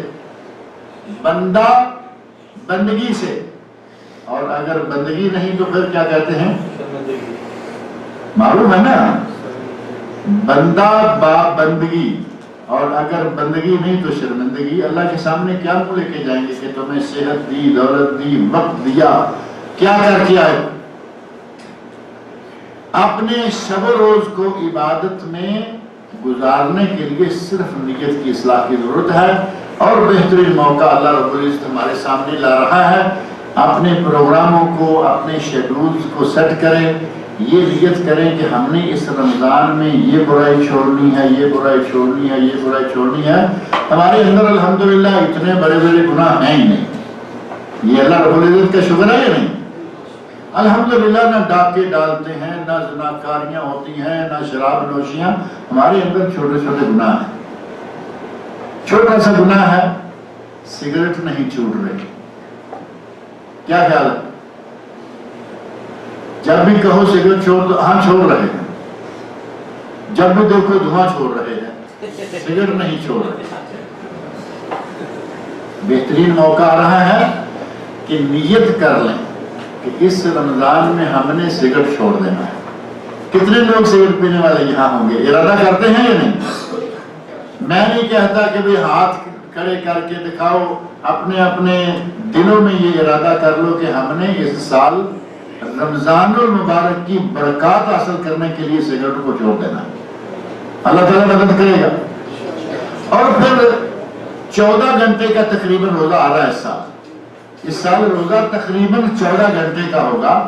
14 گھنٹے سگریٹ پیے بغیر گزر جاتے ہیں تو اگلے 10 بھی گزر جائیں گے، اور اگر 30 دن اس طرح گزار لیے تو ساری عمر گزر جائے گی۔ اس کام کو چھوڑنے کے لیے کوئی اتنی محنت نہیں، صرف عزیمت چاہیے۔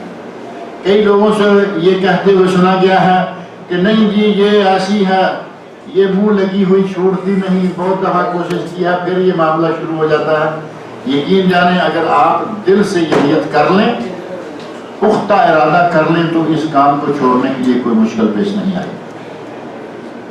اس مہینہ میں خاص طور پر صرف 1-2 نہیں، جتنے بھی ہمارے سامنے چھوٹے چھوٹے گناہ ہیں اور ہم کرتے رہتے ہیں، ان کو چھوڑ دیں گے۔ اور چھڑانے کے لیے اللہ رب العزت نے باقاعدہ ہمارے لیے یہ مہینہ بنایا، اور یہ مہینہ گناہوں کو چھوڑنے کا ایک بہترین کورس بھی ہے۔ اس مہینہ میں اگر صحیح طور پر آپ نے نیت کر لی کہ ہم نے ایک ایک کر کے گناہ چھوڑنے ہیں، اور اس نیت پہ پورے بھی اتر گئے، تو انشاءاللہ 30 دن گزرنے کے ساتھ ساتھ ہی آپ سب متقی بن جائیں گے۔ جو اللہ رب العزت نے مطالبہ کیا ہے لعلکم تتقون، تاکہ تم متقی بن جاؤ، یقیناً ہم متقی بن سکتے ہیں، لیکن شرط یہ ہے کہ یہ مہینہ جیسے اللہ نے حکم دیا ہے اسی طرح روزہ رکھیں۔ اللہ رب العزت نے روزہ رکھنے کا حکم دیا، اور ہم نے ہمارے مسلمانوں کی ایک اکثریت نے سمجھ لیا کہ روزہ صرف یہ ہے کہ صبح سے لے کے شام تک کچھ کھایا پیا نہ جائے تو روزہ ہو. کیا اسی کا نام روزہ ہے؟ صبح سے لے کے شام تک پیٹ کا روزہ، اور کوئی چیز مطلوب نہیں ہے روزہ میں. نبی اکرم صلی اللہ علیہ وسلم کے ارشادات میں کچھ چیزیں ہیں، اگر وہ ہم اپنے سامنے رکھیں تو روزہ بھی صحیح ہو جائے گا اور روزے کے مقاصد بھی حاصل ہوں گے. جو روزے کا نتیجہ ہمیں ملنا چاہیے وہ بھی ملے گا. اور وہ چیزیں کیا ہیں؟ بہت لمبی چوڑی فہرست نہیں ہے، مختصر سی فہرست ہے.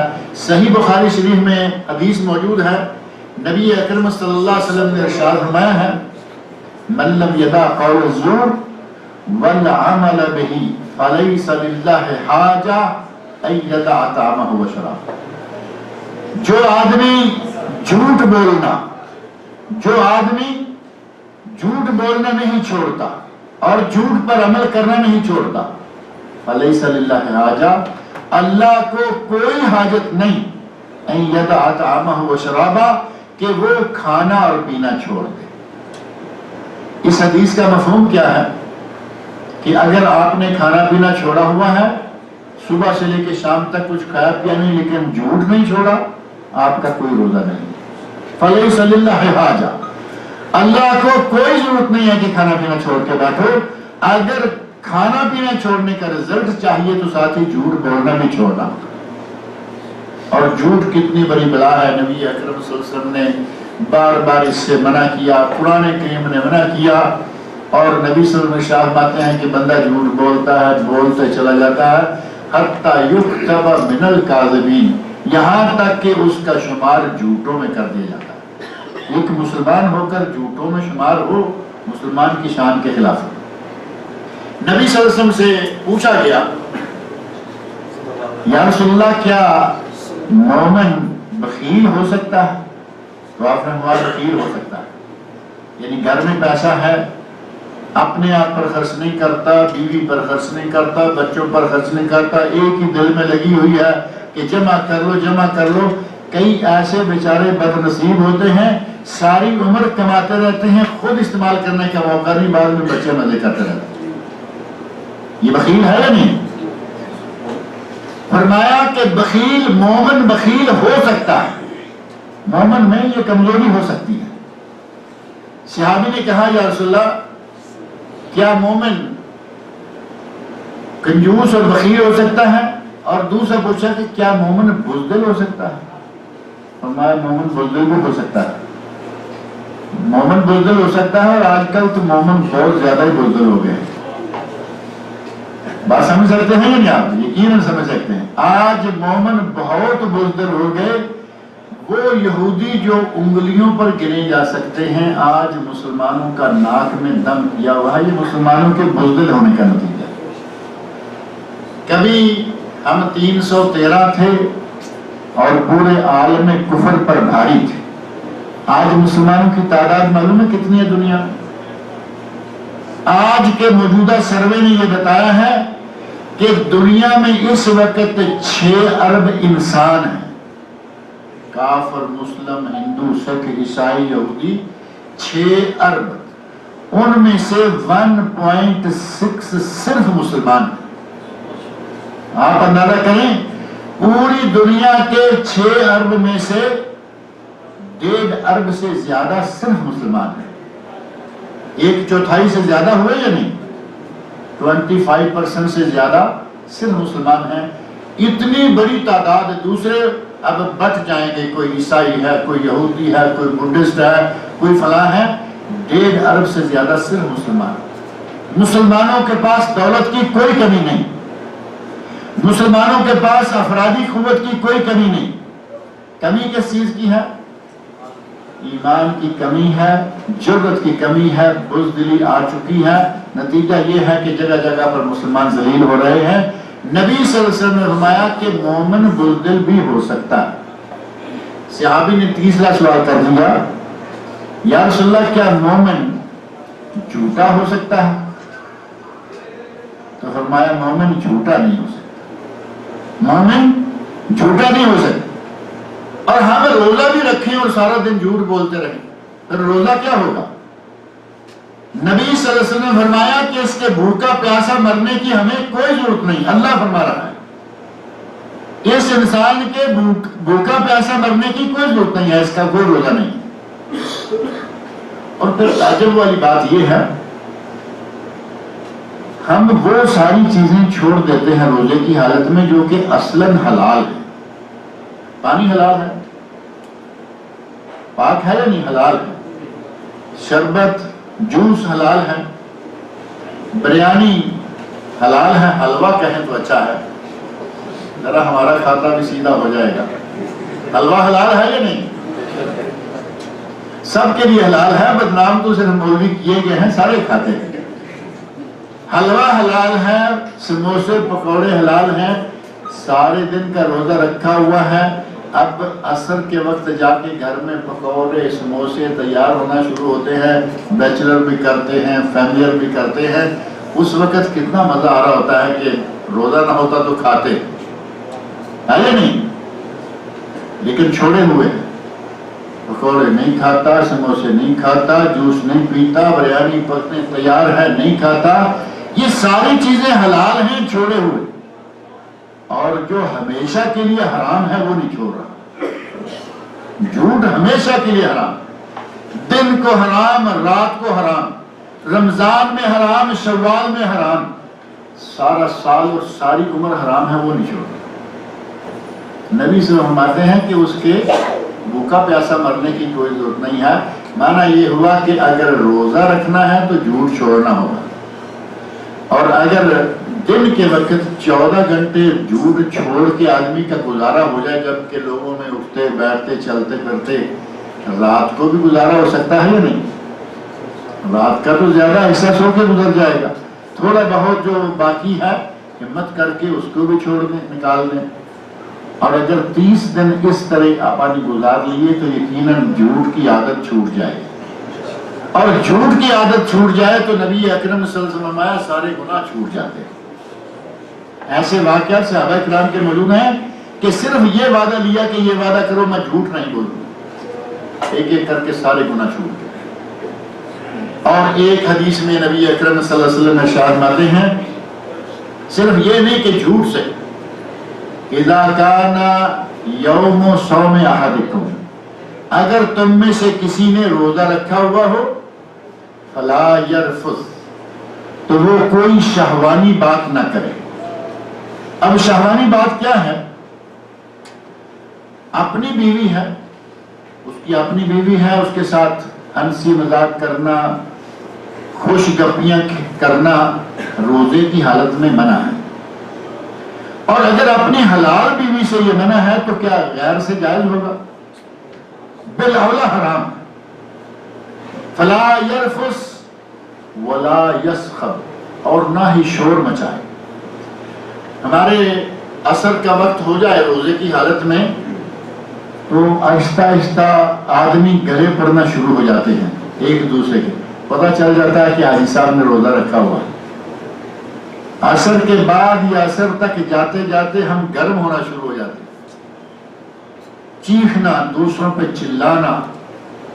روزہ کیا رکھا ہوا ہے؟ اللہ رب العزت کے لیے، اللہ کی اطاعت کے لیے رکھا ہوا ہے، دوسروں کے گلے پڑنے کی کیا ضرورت ہے؟ نبی صلی اللہ علیہ وسلم فرماتے ہیں کہ رمضان میں روزے کی حالت میں نہ زبان سے کوئی بری بات کہے اور نہ ہی دوسروں پر آوازیں کرے۔ اب دوسروں اپنی زبان سے بری بات نہ کہے تو جھوٹ بولنا اس حدیث میں منع کر دیا۔ بری باتوں میں سے غیبتیں کرنا بری بات ہے یا نہیں؟ اپنی زبان سے غیبتیں کرنا۔ پہلے کچھ عرصہ سنتے رہے کہ عورتیں جب اکٹھی ہوتی ہیں، 2 عورتیں بیٹھ جائیں، کہتے ہیں جی وہاں غیبتوں کا ڈھیر لگ جاتا ہے۔ اب یہ بات تو آپ بھی مانتے ہیں کہ یہ بات اب عورتوں تک نہیں رہی، اب کہیں بھی 2 آدمی مسلمان بیٹھ جائیں، وہ مرد ہیں، عورتیں ہیں، جوان ہیں، بوڑھے ہیں، غیبتوں کا ڈھیر لگا دیتے ہیں، منٹوں میں اس کی یہ اور اس کی وہ کر کے یہ جا رہے ہیں، وہ جا رہے ہیں۔ نبی صلی اللہ علیہ وسلم نے انتہائی بدترین گناہ قرار دیا غیبت، اور قرآن کریم میں اللہ رب العزت نے غیبت کی اتنی مذمت فرمائی. قرآن کریم میں اللہ رب العزت فرمایا ہے وَلَا يَغْتَبْ بَعْضُكُمْ بَعْضًا. یہ سورۃ الحجرات 26واں سپارہ. وَلَا يَغْتَبْ بَعْضُكُمْ بَعْضًا. تم آپس میں ایک دوسرے کی غیبتیں نہ کیا کرو، چغلیاں نہ کیا کرو. اور ساتھ ہی اللہ رب العزت فرما دیا أَيُحِبُّ أَحَدُكُمْ أَن يَأْكُلَ لَحْمَ أَخِيهِ مَيْتًا فَكَرِهْتُمُوهُ. اگر تمہیں کہا جائے کہ اپنے مردہ بھائی کا گوشت کھاؤ، کیا کھاؤ گے؟ فرمایا کہ تم نفرت کرو. فرمایا غیبت کرنا اس سے بھی بڑا گناہ ہے. اپنے مسلمان بھائی بہن کی غیبت کرنا مردہ بھائی بہن کا گوشت کھانے سے بھی برا ہے. اور نبی اکرم صلی اللہ علیہ وسلم نے اس بات کو اپنے زمانے میں باقاعدہ سمجھا دیا.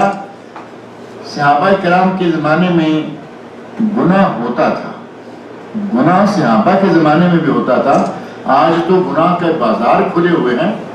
اس زمانے میں کبھی کبھار ابھی زنا ہوا، چوری ہوئی، تہمتیں لگائی گئی، لیکن کبھی کبھار کہیں کہیں پوری صحابہ کرام کی تاریخ کھول کے دیکھ لیں 23 اور 123 سال بنتے ہیں صحابہ کے دور کے. 23 سالہ زندگی نبی صلی اللہ علیہ وسلم کی، وہ بھی جو مسلمان ہوئے صحابی. اور آپ نے فرمایا کہ میرے بعد 100 سال تک صحابہ زندہ رہے. 123 سالہ تاریخ کا اندازہ کر کے دیکھ لیں کہ زنا کے چند واقعات نظر آتے ہیں. آپ آج تو روزانہ کوئی شماری نہیں کر سکتا، چند واقعات، کوئی ایک آدھ واقعہ چوری کا ہے، کوئی تہمتوں کا ہے، بہت تھوڑے، لیکن گناہ ہوتا تھا. صحابی سے گناہ ہو گیا اور نبی صلی اللہ علیہ وسلم کی خدمت میں آ کے عرض کرتے ہیں، کہتے ہیں یا رسول اللہ طہرنی، اے اللہ مجھے پاک کر دیجیے، اے اللہ کے نبی مجھے پاک کر دیجیے. معنی کیا تھا کہ آخرت کی سزا میں نہیں بھگت پاؤں گا، اے اللہ مجھے اسی دنیا میں، اے میرے اللہ کے نبی اسی دنیا میں میرے گناہ کو سزا دے کے معاف کر دیجیے. نبی اکرم صلی اللہ علیہ وسلم نے تحقیق کی، تفتیش کی، جو اصول ہے قضاء کا، انویسٹیگیشن، پوری انویسٹیگیشن کر لی، دیکھا کہ آدمی سے واقعی گناہ ہوا ہے.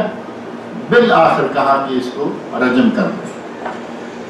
صحابی رجم ہوا اور ایک صحابیہ رجم ہوئی. صحابی رجم ہوا، صحابیہ رجم ہوئی.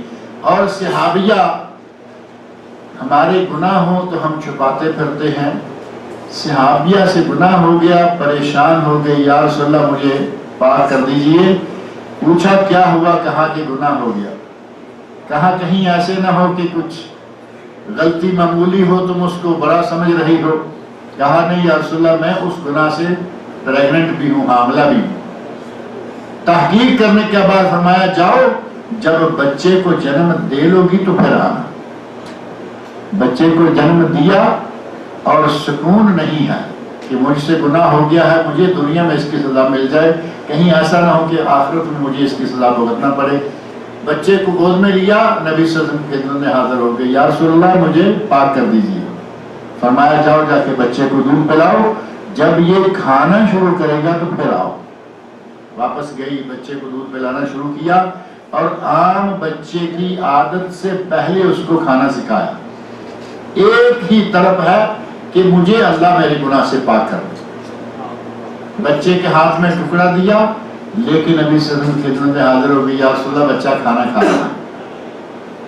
آپ نے بچہ کسی کے سپرد کیا اور کہا کہ اس عورت کو سنگسار کر دو.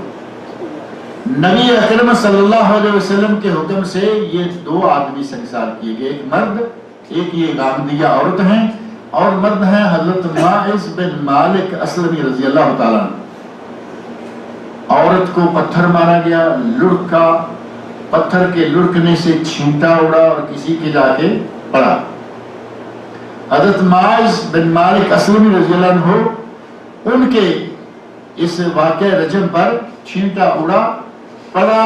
نفرت کے ساتھ چھینٹے کو دیکھتے ہوئے کہا کہ اللہ نے اس پہ پردہ ڈالا تھا، پردہ ڈالے رکھتا تو اچھا تھا، یہ آج کتے کی موت مارا گیا ہے.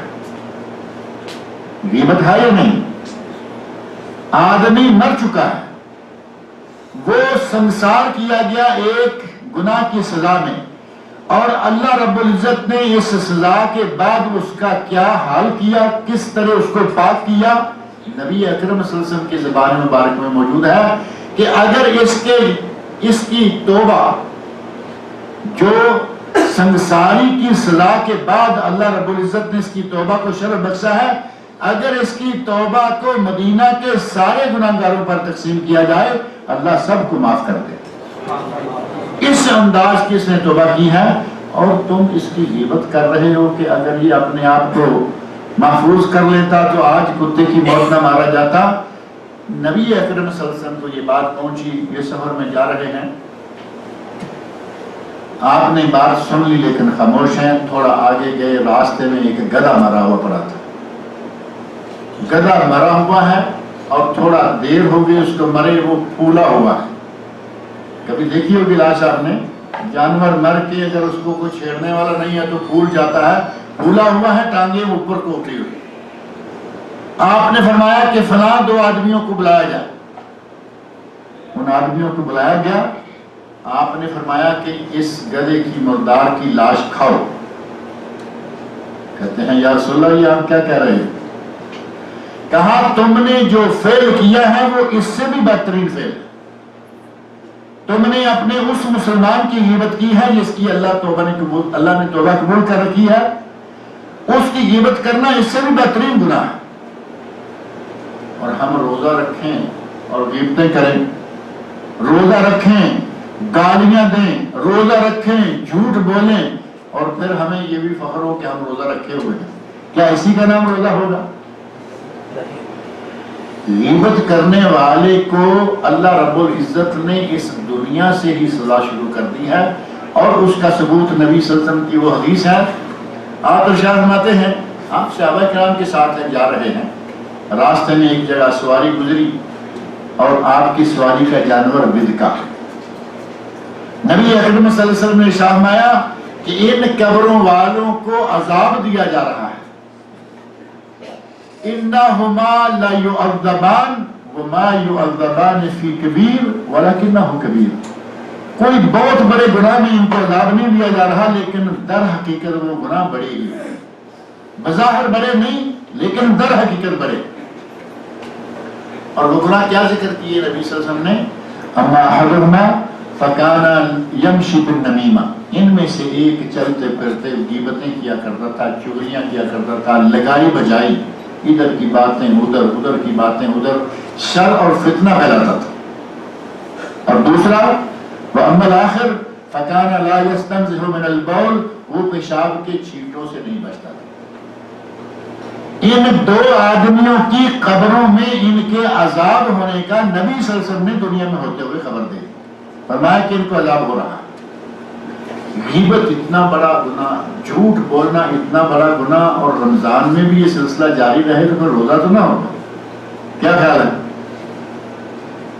اللہ رب العزت نے ہمیں بہترین موقع مہیا کر دیا ہے، ایک ہمارے لیے یہ ٹریننگ کورس۔ پاک و ہند کے سکولوں میں ایک کورس ماسٹروں کو کرایا جاتا ہے جس کو ریفریشر کورس کہتے ہیں، 2-4 سال میں ایک مرتبہ۔ کہتے ہیں کہ ان کو 1-2 مہینے کا کورس کرا دو تاکہ ان میں جو صلاحیتیں ذرا ماند پڑ گئی ہیں وہ تازہ ہو جائیں، بیدار ہو جائیں۔ ان کو پھر سے ٹریننگ دی جاتی ہے 10 دن، مہینہ، 2 مہینے کہ پڑھائی میں دل لگا کے بچوں کی تربیت کرو، ان کو پڑھاؤ۔ اس کو کہتے ہیں ریفریشر کورس، یعنی یہ کوئی تعلیم نہیں، یہ تربیتی کورس ہوتا ہے۔ وہ سال میں 1 مرتبہ اللہ نے ہمارے لیے بھی ریفریشر کورس رکھا ہوا ہے، اور وہ رمضان ہے۔ ہم 11 مہینوں میں گڑبڑ کرتے آ رہے ہیں، جھوٹ بھی نکل گیا، غیبت بھی ہو گئی، گالی گلوچ بھی ہو گیا۔ رمضان کا مہینہ آتا ہے کہ اس مہینے میں پھر سے اپنا سرکل صحیح کرو اور دوبارہ اپنی عادات پر نظر ثانی کرو، اپنی جتنی بری عادات ہیں ان کو چھوڑو، سگریٹ پینا چھوڑو، جھوٹ بولنا چھوڑو، غیبت کرنا چھوڑو۔ یہ ممکن ہے یا نہیں، آسان ہے یا نہیں؟ مہینے میں، اس مہینے میں یہ ٹریننگ اگر ہم کر لیں، اگلے 11 مہینے انشاءاللہ اس ٹریننگ کے نتیجہ میں آرام سے گزر جائیں گے۔ اور اتنے میں پھر رمضان آ جائے گا۔ اللہ رب العزت نے اس ماہ رمضان کو ہمارے لیے ٹریننگ بنایا، اور اللہ رب العزت نے اسے ہمارے گناہوں کو ختم کرنے کا ذریعہ بنایا، عبادت کا موسم بنایا۔ اور گناہوں کو ختم کرنے کا اندازہ تو اسی سے ہو جاتا ہے کہ رمضان کا لفظ رمضان، اس کے مادہ کو جو 3 حرف ہیں را میم ضاد، جس کو روٹس کہا جاتا ہے، روٹس آف ورڈ، ان را میم ضاد کا عربی میں معنی ہی جلانا ہے، یعنی یہ مہینہ گناہوں کو جلا کر ختم کر دیتا ہے، آدمی کو پاک کر دیتا ہے۔ یہ روزہ وہ منفرد عبادت ہے کہ جس کا کسی دوسری عبادت کے ساتھ مقابلہ نہیں کیا جا سکتا۔ آپ دیکھیں نماز پڑھتے ہیں، آپ کو 150 لوگ مسلمان دیکھتے ہیں، حج کرتے ہیں لاکھوں لوگ دیکھتے ہیں، اگر آپ زکوٰۃ دیتے ہیں زیادہ نہیں تو ایک گھر کے لوگ جانتے ہیں، ایک گھر کے 10-5 لوگ ہیں وہ جانتے ہیں کہ فلاں حاجی صاحب ہمیں زکوٰۃ دے کے گئے۔ روزہ وہ عبادت ہے کہ جو آپ کے اور اللہ کے سوا کوئی نہیں جانتا کہ آپ نے روزہ مکمل کیا یا نہیں۔ گھر میں سحری کھائی، بال بچوں کے ساتھ بیٹھ کے کھانا کھایا، تیار ہیں، نکلے دفتر گئے۔ اب دفتر میں کون آپ کو دیکھ رہا ہے؟ آپ اکیلے دفتر میں ہیں۔ دفتروں میں آج کل سلاجے پڑے ہوئے ہیں، جوس بھرا ہوا ہے، کھانے پینے کے لیے ہر چیز موجود ہے۔ گرمی کا موسم ہو، آدمی اکیلا، اب شیطان آئے گا، کوئی تمہیں دیکھ نہیں رہا، کھاؤ پیو، گرمی ہے، پانی پیو، جوس پیو۔ آدمی کیوں نہیں کھاتا پیتا؟ کیونکہ اس کو اللہ کا ڈر ہے۔ یہاں تو کوئی نہیں دیکھ رہا نا۔ یہ ایک خاص عبادت صرف روزہ ہے کہ اگر اللہ کی ذات پر مکمل ایمان نہ ہو تو یہ روزہ پورا ہی نہیں ہو سکتا۔ بچوں کے ساتھ بیٹھ کے سحری کھائے، شام کو جا کے افطاری بھی ان کے ساتھ کرے، اور دوپہر کو لنچ اکیلا کرتا پھرے، کون جانتا؟ ممکن ہے یا نہیں؟ دل میں ایمان ہو تو روزہ مکمل ہوتا ہے، ورنہ روزہ مکمل نہیں ہوتا۔ یہ کمیاں کوتاہیاں دور کریں، ایمان ہمارے الحمدللہ ہے، روزہ مکمل ہو جائے گا۔ بعض اہل علم نے کہا کہ شیطان آتا ہے دوپہر کے وقت انسان کے پاس آ کے کہتا ہے کہ پیو، کس کا ڈر ہے؟ دوپہر میں گرمی ہے، شدت کی گرمی ہے، پیاس لگی ہوئی ہے، شیطان آ کے دماغ میں کہتا ہے پیو، کون دیکھ رہا ہے؟ پیو، کس کا ڈر ہے؟ اور اندر سے بندے کا ایمان کہتا ہے کہ مجھے اس کا ڈر ہے جس کا پینے کے راستے میں گھر ہے۔ قرآن کریم سورہ قاف آیت نمبر 16، نحن اقرب الیہ من حبل الورید، اللہ نے فرمایا کہ ہم اپنے بندے کی شاہ رگ سے بھی زیادہ قریب، ہم بندے کے اس کی شاہ رگ سے بھی زیادہ قریب ہیں۔ پانی کہاں سے جائے گا، کھانا کہاں سے جائے گا؟ شاہ رگ کے راستے سے۔ شیطان کہتا ہے کھاؤ، کس کا ڈر ہے؟ اور ایمان کہتا ہے اس کا ڈر ہے جس کا کھانے کے راستے میں گھر ہے، یعنی مجھے اللہ کا ڈر ہے۔ یہ صرف اللہ کے لیے مکمل کیا جا سکتا ہے، اور یہی وجہ ہے کہ اللہ رب العزت نے فرمایا بنی آدم کے سارے اعمال اس کے لیے الا الصوم، روزہ فإنہ لی وأنا أجزی بہ، یہ صرف میرے لیے مکمل کیا جا سکتا ہے، اور اس کی جزا بھی خود میں ہی دوں۔ روزے کے لیے روزے دار اگر ایک مہینہ یا روزے کی عبادت کو مکمل کر لیتا ہے، اللہ رب العزت اس کے لیے آخرت میں بھی ایک VIP کا درجہ رکھا ہوا ہے، اور وہ ہے باب الریان۔ تفصیلات انشاءاللہ آپ سنیں گے، وقت سے زیادہ تو نہیں ہو رہا، ہو رہا ہے، تفصیلات انشاءاللہ شیخ بتائیں گے۔ باب الریان وہ دروازہ ہے جس سے صرف روزے دار داخل، صرف روزے دار۔ جنت کے 8 دروازے، صحیح بخاری مسلم میں ان للجنت 8 ابواب، جنت کے 8 دروازے ہیں، منہا باب یسمى الریان، ان میں سے ایک دروازے کا نام ہے باب الریان، اس میں سے صرف روزے دار ہیں۔ جیسا کہ ایئرپورٹ پہ آج کل ہوتا ہے نا VIP، یہ VIP گیٹ ہے، ہمیں ادھر دھکیل کے لے جا رہے ہیں، VIP والوں کو یہاں چلے جائے گا۔ VIP لاؤنج، بیٹھنے کے لیے VIPs کے لیے جگہ الگ، جانے کے لیے راستہ الگ، قیامت کے دن روزے دار VIP ہوگا، اس کے لیے گیٹ اسپیشل ہوگا. کتنا اللہ رب العزت کا احسان ہے. اور حضرت ابوبکر صدیق کا ذکر کر کے میں بات کو چھوڑ دیتا ہوں. حضرت ابوبکر صدیق رضی اللہ عنہ نے یہ حدیث سنی کہ جنت کے 8 دروازے ہیں اور ہر دروازے میں سے اس کے متعلقہ لوگوں کو داخل کیا جائے گا. ان میں سے ایک باب الریان بھی ہے. حضرت ابوبکر صدیق ذرا فرماتے ہیں یا رسول اللہ، بندہ جنت میں تو ایک ہی راستے سے داخل ہوگا. اب یہ تو نہیں ہوگا کہ ایک راستے سے داخل ہو، دوسرے سے نکلے، پھر دوسرے سے داخل ہو گیا. جنت سے نکلنے کا جی چاہے گا کسی کو؟ جنت سے کون نکلنا چاہے؟ فرمایا جنت میں آدمی داخل تو صرف ایک راستے سے ہوگا. فَهَلْ يُدْعَى أَحَدٌ مِّن تِلْكَ الْأَبْوَابِ كُلِّهَا، یا رسول اللہ کوئی ایسا انسان بھی ہوگا کہ جسے جنت کے 8 دروازوں سے ہی بلایا جائے کہ ادھر سے آ جاؤ، ادھر سے آ جاؤ، ادھر سے آ جاؤ؟ تو نبی اکرم صلی اللہ علیہ وسلم فرمایا نعم وَأَرْجُو أَن تَكُونَ مِنْهُمْ، اے ابو بکر یقیناً ایسے لوگ ہیں اور مجھے اللہ سے امید ہے کہ تم ان لوگوں میں سے ہو. ابو بکر صدیق کو اللہ رب العزت نے کتنا مقام دیا کہ جنہیں جنت کے 8 دروازوں سے بلایا جائے گا آ جاؤ. اور آج کچھ بدبخت وہ لوگ ہیں جو اس عظیم ہستی کو گالیاں بکتے ہیں، برا بھلا کہتے ہیں، منافق تک کہتے ہیں کہ یہ مسلمان ہی نہیں رہتے. اللہ رب العزت مجھے اور آپ سب کو اس رمضان کے بہترین موقع، اس گولڈن چانس، یہ ایمانی بزنس کا بہترین وقت ہے. جس طرح سارے تاجر لوگ سیزن کا تلاش کرتے ہیں، مسلمانوں کے لیے یہ نیکیاں جمع کرنے کا سیزن ہے. اللہ ہمیں اس سیزن سے فائدہ اٹھانے کی توفیق عطا فرمائے. رمضان کے روزے رکھنے، رمضان کی عبادتیں، اور رمضان میں خاص طور قرآن کریم جو کہ اس مہینے میں نازل ہوا ہے، 11 مہینے اگر نہیں بھی ہاتھ لگایا تو اب اس کو اتار لیجیے نیچے اور قرآن کریم کی تلاوت کیجیے. اللہ رب العزت مجھے اور آپ سب لوگوں کو نیک عمل کی توفیق عطا فرمائے. وما علینا الا البلاغ المبین.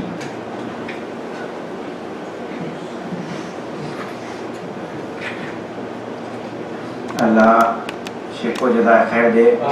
شیخ نے رمضان کی فضیلت پہ اور خاص طور سے تقوی کے کیا معنی ہیں، کیا مراد ہیں، اس کے اوپر بڑے عمدہ انداز میں بات کی، اور انشاءاللہ تمام ساتھیوں کی سمجھ میں بات آ گئی ہوگی. مکتب دعویٰ کی طرف سے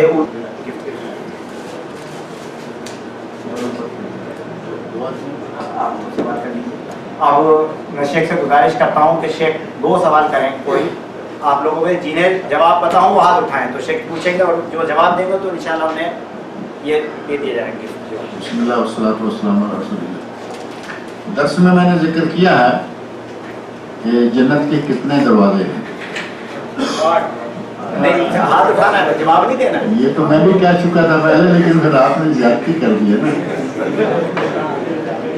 اچھا، اسی سے ریلیٹڈ ایک بات ہے کہ حضرت ابوبکر صدیق رضی اللہ عنہ نے کیا کہا تھا. چلے یہ تو پتہ چل جاتا ہے. آپ بتائیے. آپ نے سوال کیا تھا کہ 8 دروازے ہیں اور 8 دروازے کوئی ایسا بھی انسان ہوگا جو 8 دروازے سے جائے گا. آ جائیے آ جائیے.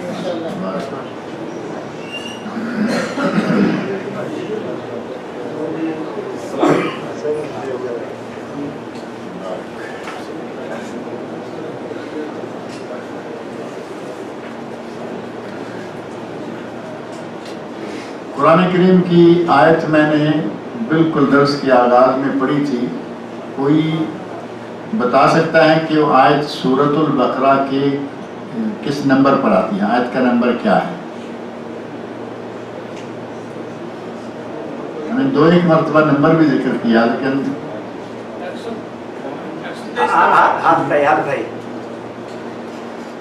چلیے آپ نے بتا دیجیے.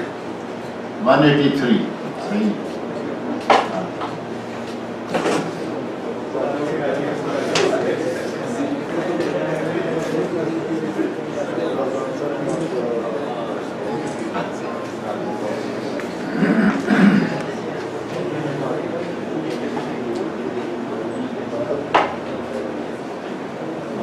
کوئی سوال آپ لوگوں کو پوچھنا ہے تو پوچھ سکتے ہیں، نہیں تو پھر پروگرام کو ہم لوگ ختم کر دیں. بس یہی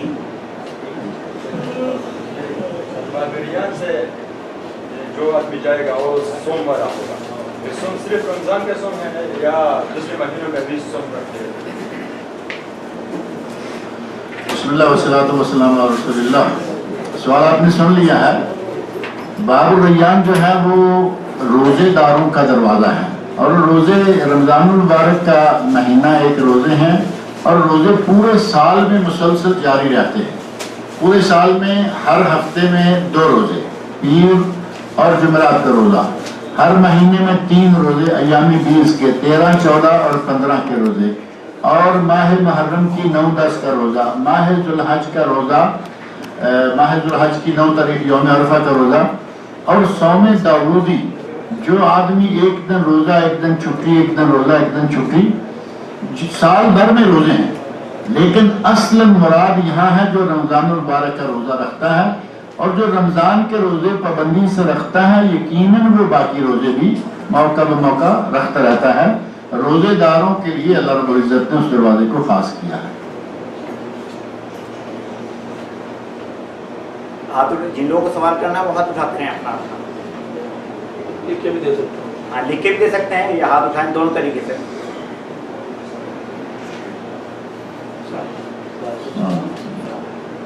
سوال آپ سے یہ کرنا تھا کہ اگر کوئی مرد اپنی بیوی کو طلاق کا لفظ نہیں کہتا 3 دفعہ، اس سے کہتا اگر تم نے اتنا کام میری مرضی کے بغیر کیا تو میری طرف سے تم فارغ ہو.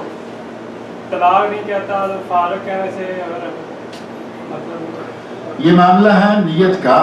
اگر فارغ ہو سے مراد اس کی یہی ہے کہ اگر تم نے یہ کام کیا تو میری طرف سے فارغ ہو، یعنی اس کے دل میں اگر وہ طلاق ہی کی نیت سے ہے تو یہ طلاق بھی عام طلاق شمار نہیں ہوتی، بلکہ اس کو کہا جاتا ہے طلاق معلق. اگر وہ کام کرے گی تو طلاق ہوگی، اور اگر نہ کرے گی تو اس کو طلاق نہیں ہوگی. یہ طلاق معلق ہے. اور دوسرا یہ کہ اگر اس کی نیت ہے طلاق کی تو پھر ٹھیک ہے. فارغ سے مراد ہو سکتا ہے کسی اور کام سے فارغ وہ کہہ رہا ہو، لیکن عموماً یہ لفظ ایسا ہے کہ جو طلاق کے لیے ہی استعمال ہوتا ہے.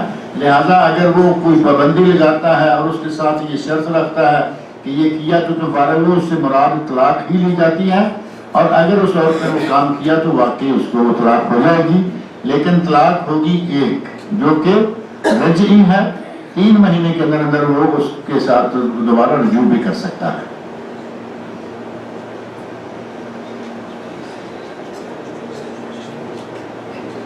اور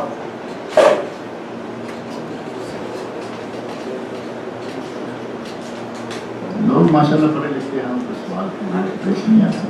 ہاں جی کہیے.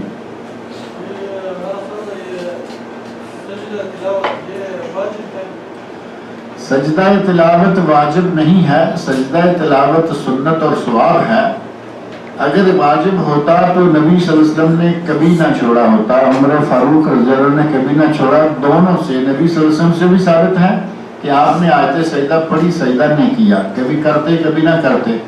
اور حضرت عمر فاروق رضی اللہ عنہ کا واقعہ تو اتنا واضح اور اتنا مشہور ہے کہ منبر پر کھڑے ہو کر آیت سجدہ پڑھی، اترے اور سجدہ کیا، پھر جا کے اپنا خطبہ شروع کر دیا. ایک موقع ایسا آیا کہ آیت سجدہ پڑھی اور منبر سے نیچے نہیں اترے، سجدہ نہیں کیا، اور ساتھ ہی وضاحت کر دی کہ ہمیں کوئی یہ نہ سمجھے کہ ہمیں پتہ نہیں کہ یہاں سجدہ ہے. ہمیں معلوم ہے کہ ہم نے آیت سجدہ پڑھی ہے، کبھی ہم سجدہ کرتے ہیں کبھی نہیں بھی کرتے. اگر کر لے تو اجر و ثواب، نہ پڑھے تو گناہ نہیں ہے، کیونکہ سجدہ تلاوت واجب نہیں ہے.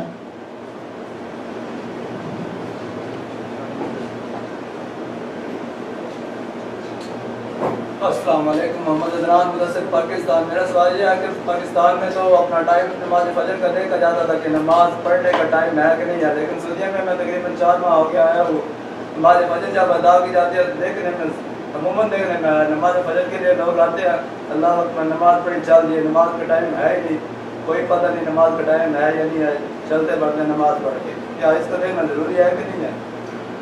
اللہ تعالیٰ آپ کو جائے خیر دے اور آپ کو ہمت دے کہ آپ معاملات کو سمجھیں. یہاں پتہ نہیں آپ کہاں رہتے ہیں یہ بھی معلوم نہیں ہے. یہاں مساجد میں نماز کا وقت ہے یا نہیں؟ مساجد میں نماز کا وقت طے ہے. फजर की नमाज का वक्त तय है, कैलेंडरों में लिखा हुआ है, उसी के मुताबिक अजानें होती हैं, उसी मुताबिक जमात होती है। लेकिन अगर किसी कंपनी में किसी जगह चंद लोग हैं इक्का दुक्का अपनी अपनी पढ़ने वाले, या सफ़र में हैं जब चाहें पढ़ लेते हैं, वो मामला अलग है।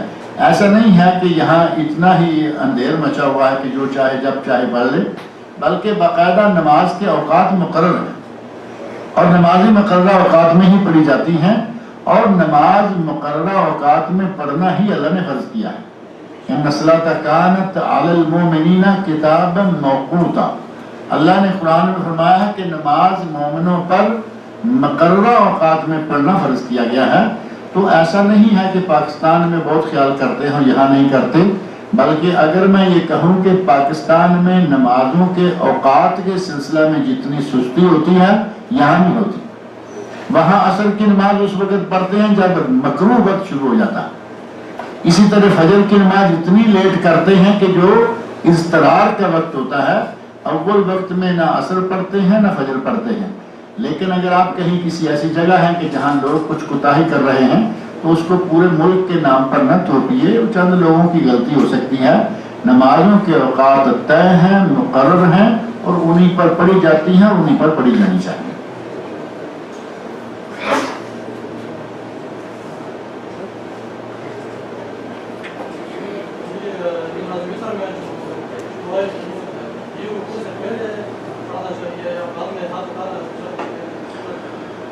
तशरीफ रखिए। जहाँ तक मौजू है नमाज वितर का, तो इसके हर हिस्से पर एतराज़ात हैं, हर हिस्से में इख्तिलाफ है। पहले नंबर पर नमाज वितर का तरीक़ा क्या है। 3 रकतें पढ़नी हो तो 3 तरीके मारूफ हैं, जिनमें से एक तरीका हमारे पाकिस्तान इंडिया में मुरव्वज है, मशहूर बहुत है, लेकिन किसी सही हदीस से उसकी दलील नहीं मिलती। 2 रकतें पढ़ के अताहियात बैठे और उसके बाद सलाम फेरे बगैर उठ के 1 रकत और पढ़ी और फिर अताहियात बैठे, सलाम फेरा।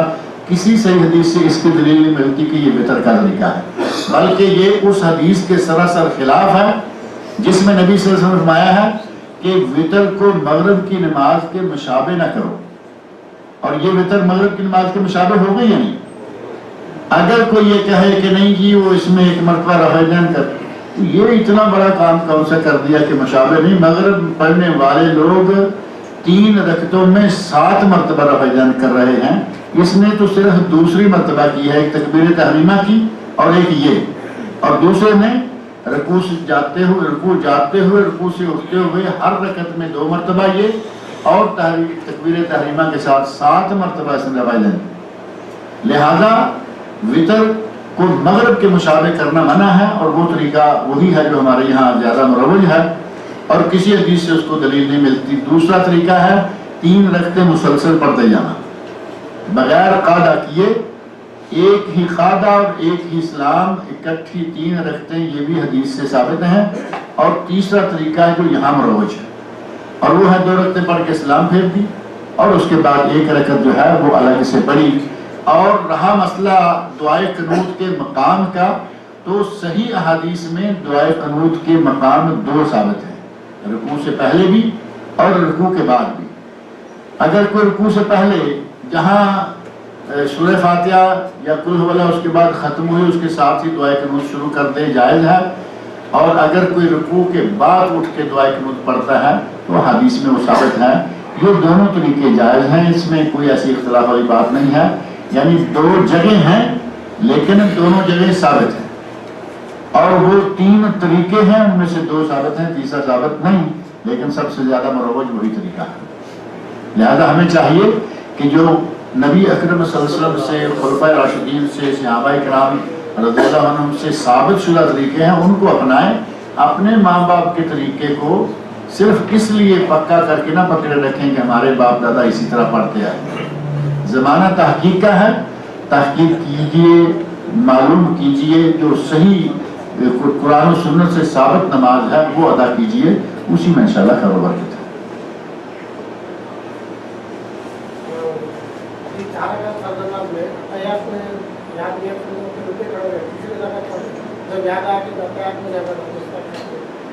कहाँ ये तीसरी रकत आपने? हाँ, 2 रकात हो गए। اچھا اگر آپ بھول کے کھڑے ہو گئے تو پھر اس کا حل یہ ہے کہ یعنی پہلا درمیانہ قاعدہ چھوٹ گیا اور درمیانہ قاعدہ واجب ہے. اگر کسی کا درمیانہ قاعدہ چھوٹ جائے تو سلام پھیرنے سے پہلے وہ 2 سجدے کرے اور اس کے بعد سلام پھیر دے, اس کا وہ انشاءاللہ کفارہ ہو جائے گا. نہیں آدھے سے اوپر اٹھ گئے تو آپ بیٹھیں نہیں, کھڑے ہو کے نماز جاری رکھیں اور آخر میں سجدہ صاحب جو 2 سجدے ہیں سلام پھیرنے سے پہلے وہ کر لیں, اور اگر اٹھتے اٹھتے پتہ چل جائے تو پھر بیٹھ جائیں, پھر نہ اٹھیں.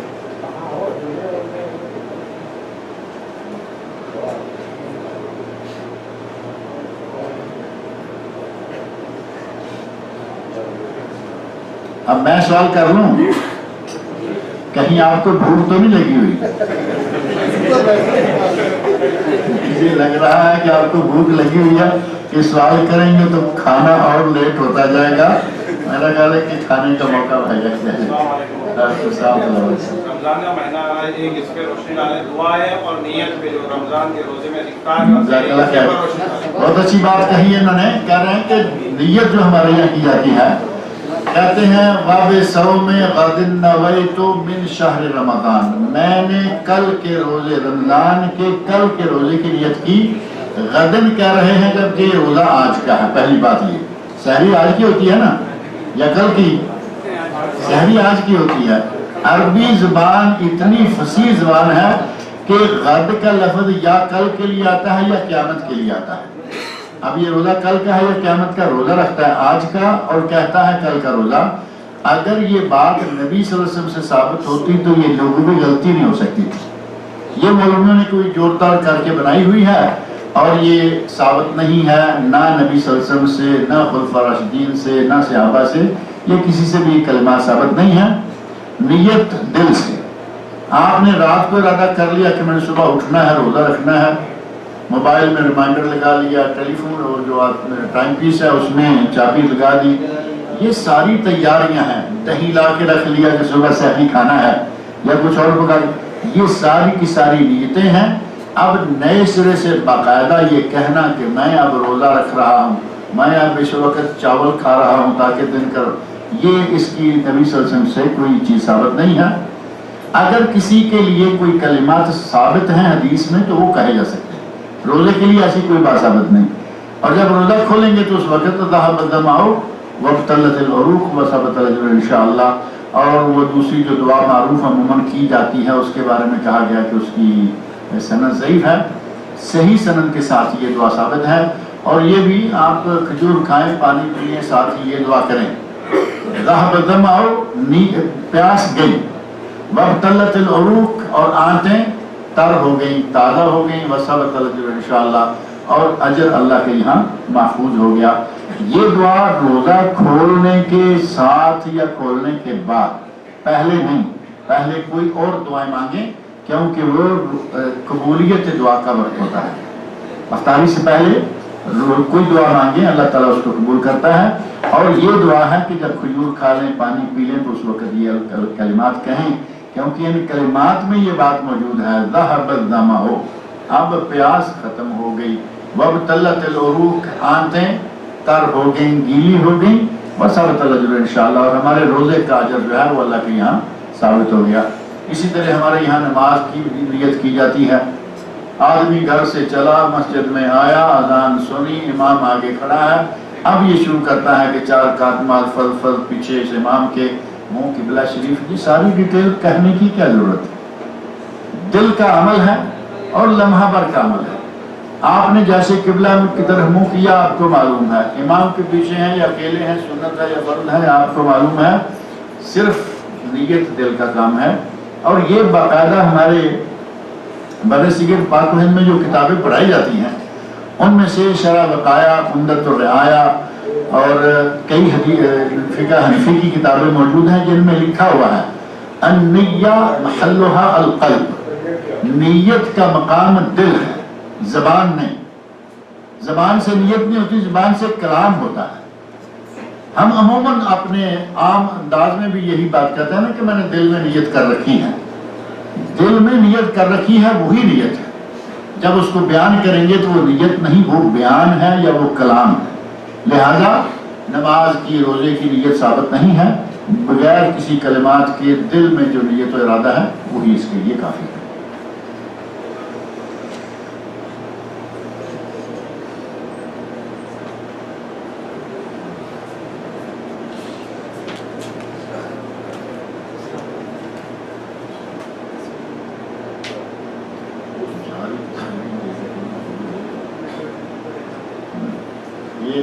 یہ نیت کر کے آئے ہیں کہ میں نے تمہارے ساتھ تصویر بنوانی ہے. انہوں نے بر وقت نیت کر لی. انہوں نے کہا کہ تصویریں تو بن رہی ہیں، سب کی بن رہی ہیں، آپ بھی بنوائیے.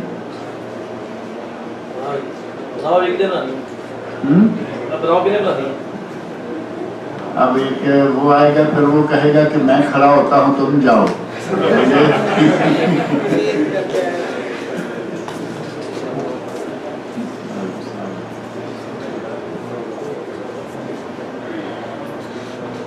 یہ کوئی اتنا اچھا شوق نہیں ہے، یہ بن رہی ہے، اس میں تو کام آئے گی بعد میں، کوئی باتیں سن لے گا. اب یہ کس کام آئے گی؟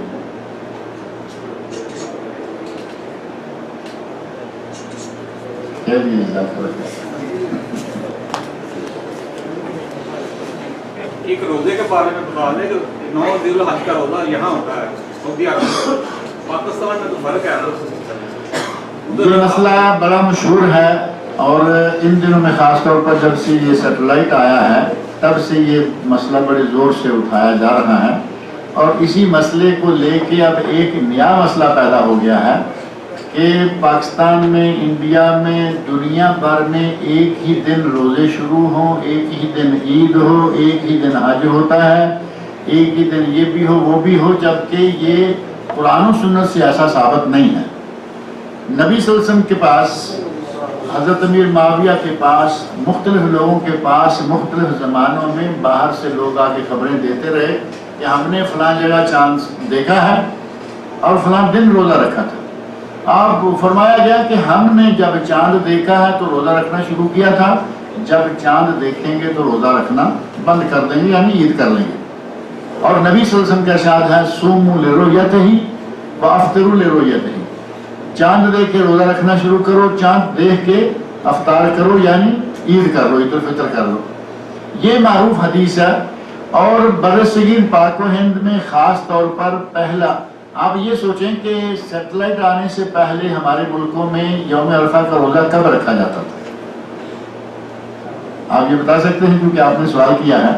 پاکستان کے حساب سے سیٹلائٹ آنے سے پہلے ہمارے ملکوں میں وہی کے کیلنڈر، وہی کی تاریخ لے کے رکھا رہا. صدیوں سے یہ عمل چلتا آ رہا ہے اور یہی صحیح ہے. جس ملک میں جب وہ تاریخ ہوگی وہ اسی تاریخ کو روزہ رکھیں گے. لیلۃ القدر کے بارے میں یہی سوال آ جاتا ہے کہ سعودی عرب میں آج ہے، پاکستان میں پرسوں کل ہے. میں ساری باتیں اکٹھی کر رہا ہوں تاکہ آپ کے سوال میں باقی گنجائش نہ رہے. عید اکٹھی کہہ رہے ہیں پاکستان میں، میں نے جو کہا میں بات کی سمجھ کی بات کر رہا ہوں کہ آپ نے صرف ذوالحج کے 9 ذوالحج کے روزے کا کہا ہے. میں کہہ رہا ہوں کہ عید کے لیے بھی یہی مسئلہ اٹھا ہوا ہے، روزے کے لیے بھی یہی مسئلہ اٹھا ہوا ہے. کہتے ہیں کہ روزہ ایک دن پورے پاکستان، انڈیا اور سعودی عرب میں ایک ہی دن ہو، جبکہ یہ ممکن نہیں. 2 گھنٹے کا فرق ہے. اور چاند کتنا ہوتا ہے؟ پہلا آدھا گھنٹہ، 45 منٹ، 1 گھنٹہ. چاند کی پہلے دن کے چاند کی عمر 1 گھنٹہ زیادہ سے زیادہ ہوتی ہے، جبکہ پاکستان انڈیا کا 2، 2.5 اور بنگلہ دیش تک 3 گھنٹے کا فرق. یہ ممکن ہی نہیں ہے کہ ساری دنیا میں ایک دن چاند نظر آئے اور ایک دن ہی چاند ڈوب جائے. ہر ملک کی اپنی اپنی رویت ہے. البتہ یہ ہے کہ ایک ملک میں ایک دن عید ہونی چاہیے.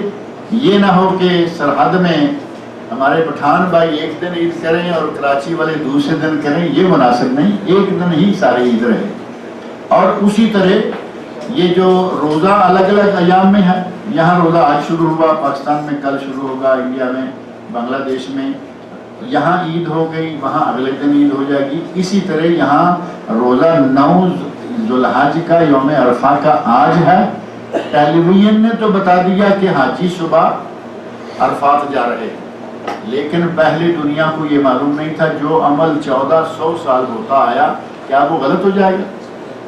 اپنی 9 تاریخ کا روزہ رکھیں اور اپنے دل کی خوشی کے لیے، چونکہ وہ پورے 10 کے 10 دن ہی بہت مبارک ہیں، اور ان میں سے اگر کوئی حاجی نہ ہو تو اسے 9 دن کے روزے رکھنے کی اجازت، بلکہ اجر و ثواب ہے، پہلی سے لے کے 9 تک۔ حاجی کو 9 تاریخ کا روزہ نہیں رکھنا چاہیے، کیونکہ نبی صلی اللہ علیہ وسلم نے وہ روزہ نہیں رکھا۔ اب 9 روزے رکھنے جائز ہیں تو پھر کیا اتنی پریشانی والی بات ہے کہ 8 کا بھی رکھ لیجئے، 9 کا بھی رکھ لیجئے۔ 8 انڈیا پاکستان میں ہوگی، یہاں 9 ہو۔ سعودی عرب کا یوم عرفہ ہو گیا، 9 تاریخ کو اپنا رکھ لیجئے، جو کہ ہمیشہ سے یوم عرفہ آ رہا ہے۔ یہ مسئلہ اب سیٹلائٹ نے پیدا کیا، ورنہ یہ مسئلہ تھا ہی نہیں۔ کلیئر ہے یا نہیں؟ میرا سوال ہے یہاں پہ جو لوگ آئے ہیں اور اس کا مالی پوزیشن وہ نہیں ہے کہ وہ حج کر سکے، لیکن یہاں سے چوری چھپور راستوں سے جو لوگ جاتے ہیں، ان لوگوں کا حج کرنے کا پوزیشن کیا ہے؟ تھوڑا سا واضح۔ ایک مرتبہ ایسا ہوا کہ ہمارے ساتھ عرفات میں ایک صاحب موجود ہیں، ٹینٹ میں شور مچا دیا، کہا کہ جو لوگ بغیر تصریح کے آئے ہیں ان کا حج نہیں ہے۔ میں نے کہا کہ آپ اس معاملے کو اتنا زور شور سے شور مچا کے نہ کہیں، جو آگے عرفات میں اللہ کے حضور حاضر ہو گئے، اب ان کی جیب میں وہ تصریح نہیں ہے تو اس کا معنی یہ نہیں ہے کہ ان کا حج ہی عنداللہ قبول نہیں۔ اتنی سختی سے یہ کام نہ کریں، نہیں کہ یہ ہے وہ ہے، کرتے رہے، شور مچاتے رہے، اور اگلے 1 2 3 سال کے اندر اندر ان کی والدہ وزٹ پہ آ گئی، اور وزٹ والوں کی تصریح نہیں بنتی۔ یہ تو آپ کے علم میں ہے نا، وزٹ والے کی تصریح چاہے وہ گورنر کا بیٹا پاکستان سے کیوں نہ آئے، تصریح نہیں بنے گی، حج کرے گا۔ تو وہی صاحب جو ہیں اب کہتے ہیں کہ میں اپنی والدہ کو لے کے جانا چاہتا ہوں، مجھے بتائیے۔ یعنی ضرورت پڑ گئی اور مسئلہ پیش آ گیا۔ جب ضرورت نہیں ہے، اپنی تصریح بنی ہوئی ہے، دوسروں کے اوپر باتیں کی۔ مسئلہ یہ نہیں ہے کہ شرعاً قانوناً غیر قانونی ہے، اس میں کوئی شک نہیں۔ حکومت کا ہر وہ کام جو کہ شریعت کے خلاف نہ ہو، اس سے اگر حکومت روکے تو رکنا چاہیے۔ انتظامات کے لیے حکومت نے کہا کہ تصریح لے کے جاؤ تاکہ 5 سال میں 1 مرتبہ آدمی جا سکے۔ اگر کوئی کسی وجہ سے چلا ہی جاتا ہے تو یہ غیر قانونی فعل ہے، لیکن اس کا حج عنداللہ انشاءاللہ قبول ہو جائے گا۔ یہ ذہن میں رکھیں، عنداللہ حج قبول ہوگا۔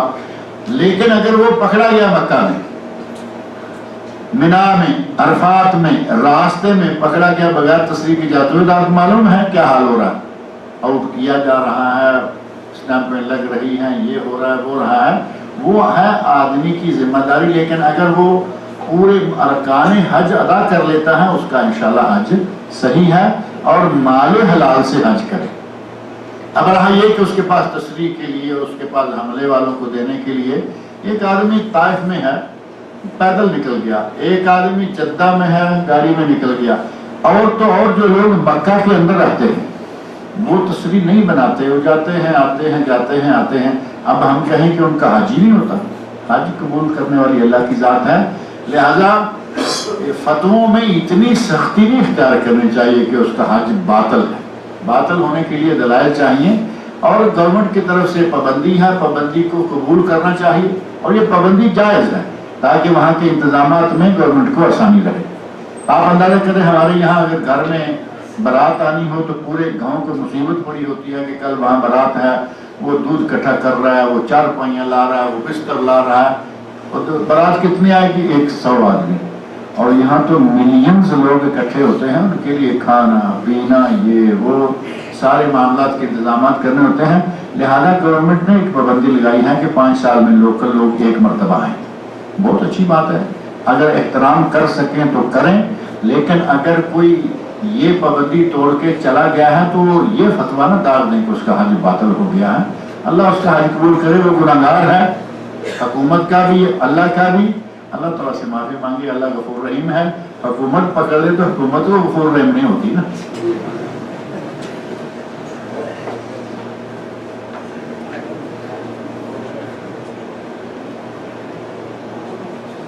اور کوئی سوال؟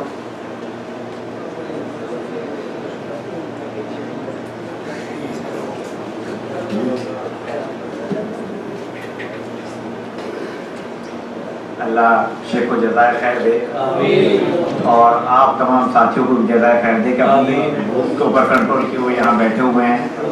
और मकसद यही है कि हम लोग दीन सीख लें और उसको अपनी ज़िंदगी के अंदर ले आएँ। अल्लाह तबारक व तआला हम लोगों को दीन सीख कर उस पर अमल करने और लोगों को सही दीन की तरफ दावत देने की तौफीक अता फरमाए, आमीन। बस यही से हम प्रोग्राम का इख्तिताम का ऐलान करते हैं और आप लोग